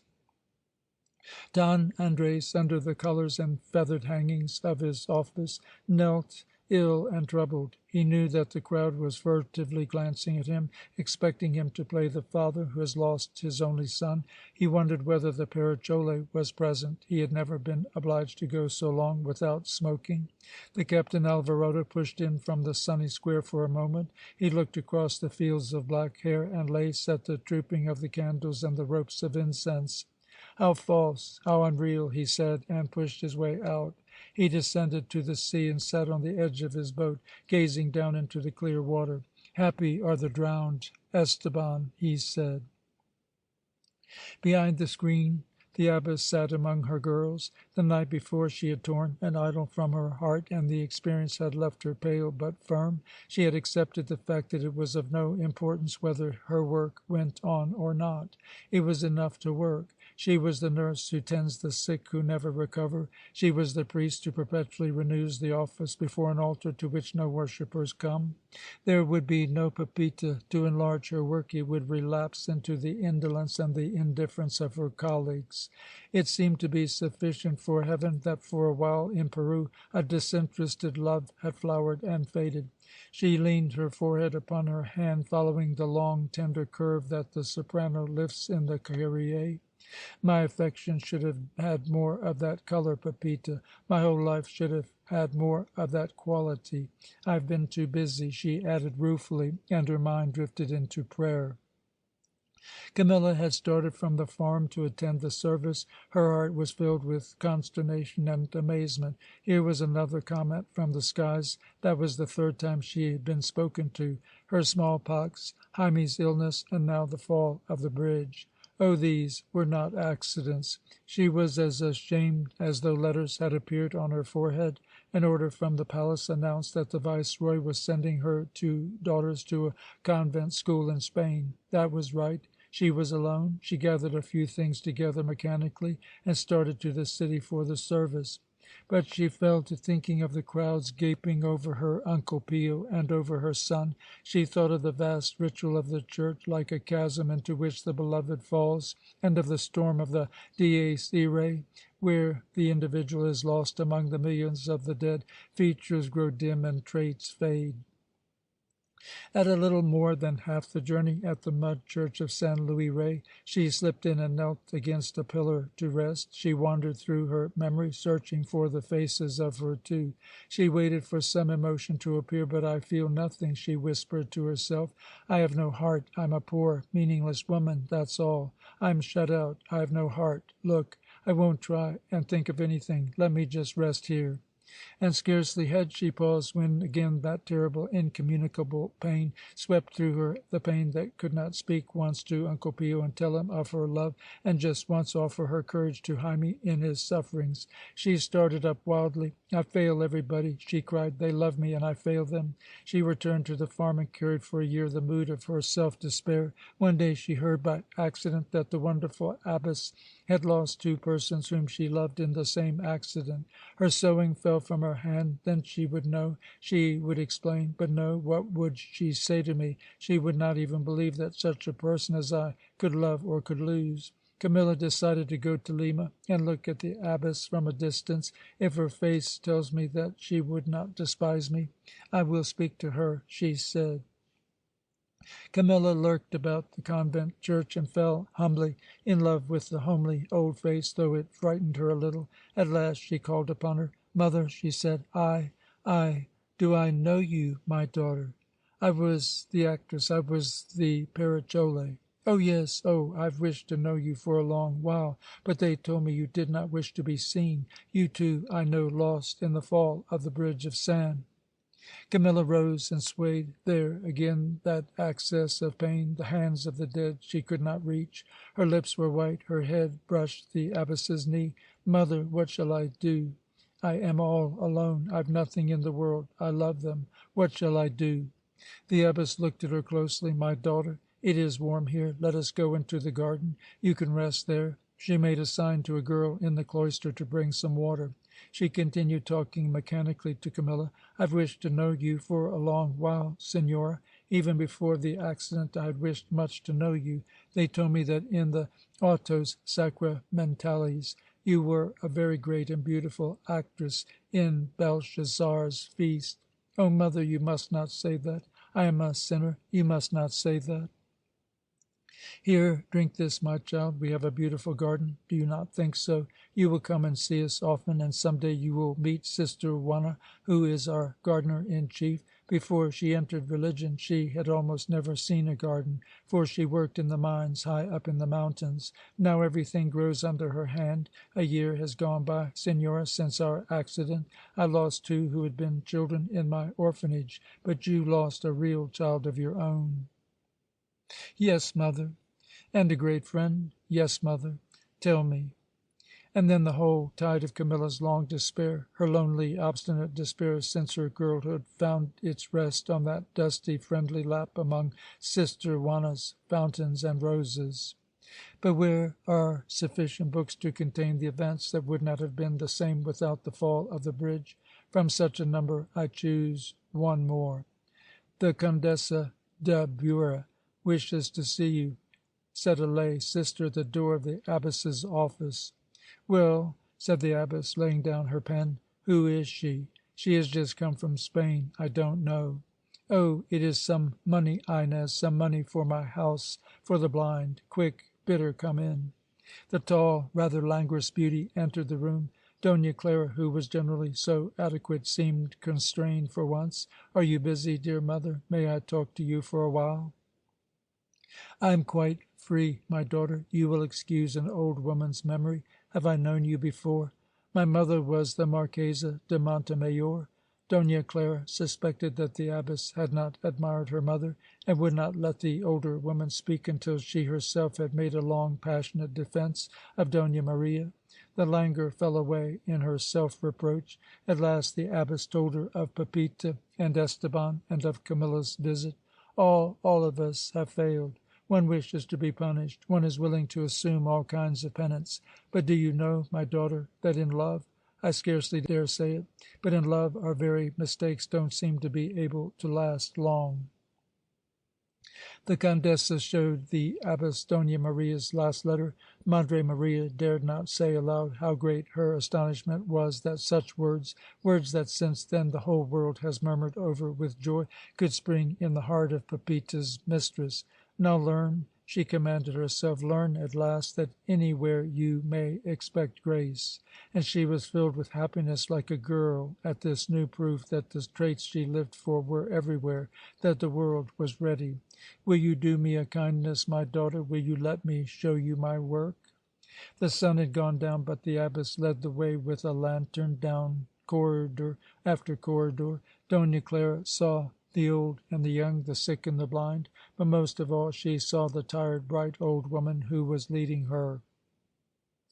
The abbess would stop in a passageway and say suddenly, I can't help thinking that something could be done for the deaf and dumb. It seems to me that some patient person could study out a language for them. You know there are hundreds and hundreds in Peru. Do you remember whether anyone in Spain has found a way for them? Well, some day they will, or a little later. Do you know, I keep thinking that something can be done for the insane. I'm old, you know, and I cannot go where these things are talked about, but I watch them sometimes, and it seems to me, in Spain now, they are gentle with them. It seems to me that there is a secret about it, just hidden from us, just around the corner. Some day back in Spain, if you hear of anything that would help us, you will write me a letter, if you are not too busy. At last, after Dona Clara had seen even the kitchens, the abbess said, Now will you excuse me, for I must go into the room of the very sick and say a few words for them to think about when they cannot sleep. I will not ask you to come with me there, for you are not accustomed to such sounds and things, and besides I only talk to them as one talks to children. She looked up at her with her modest, rueful smile. Suddenly she disappeared a moment, to return with one of her helpers, one who had likewise been involved in the affair of the bridge, and who had formerly been an actress. She is leaving me, said the abbess, for some work across the city, and when I have spoken here, I must leave you both, for the flower broker will not wait for me any longer, and our argument will take a long time. But Dona Clara stood in the door as the abbess talked to them, the lamp placed on the floor beside her. Madre Maria stood with her back against a post. The sick lay in rows, gazing at the ceiling and trying to hold their breaths. She talked that night of all those out in the dark. She was thinking of Esteban alone. She was thinking of Pepita alone, who had no one to turn to, for whom the world perhaps was more than difficult, without meaning. And those who lay in their beds there felt that they were within a wall that the abbess had built for them. Within all was light and warmth, and without was the darkness they would not exchange even for a relief from pain and from dying. But even while she was talking, other thoughts were passing in the back of her mind. Even now she thought, almost no one remembers Esteban and Pepita but myself. Camilla alone remembers her Uncle Pio and her son, this woman her mother. But soon we shall die, and all memory of those five will have left the earth, and we ourselves shall be loved for a while and forgotten. But the love will have been enough. All those impulses of love return to the love that made them. Even memory is not necessary for love. There is a land of the living and a land of the dead, and the bridge is love, the only survival, the only meaning. End of section 5. End of the Bridge of San Luis Rey by Thornton Wilder.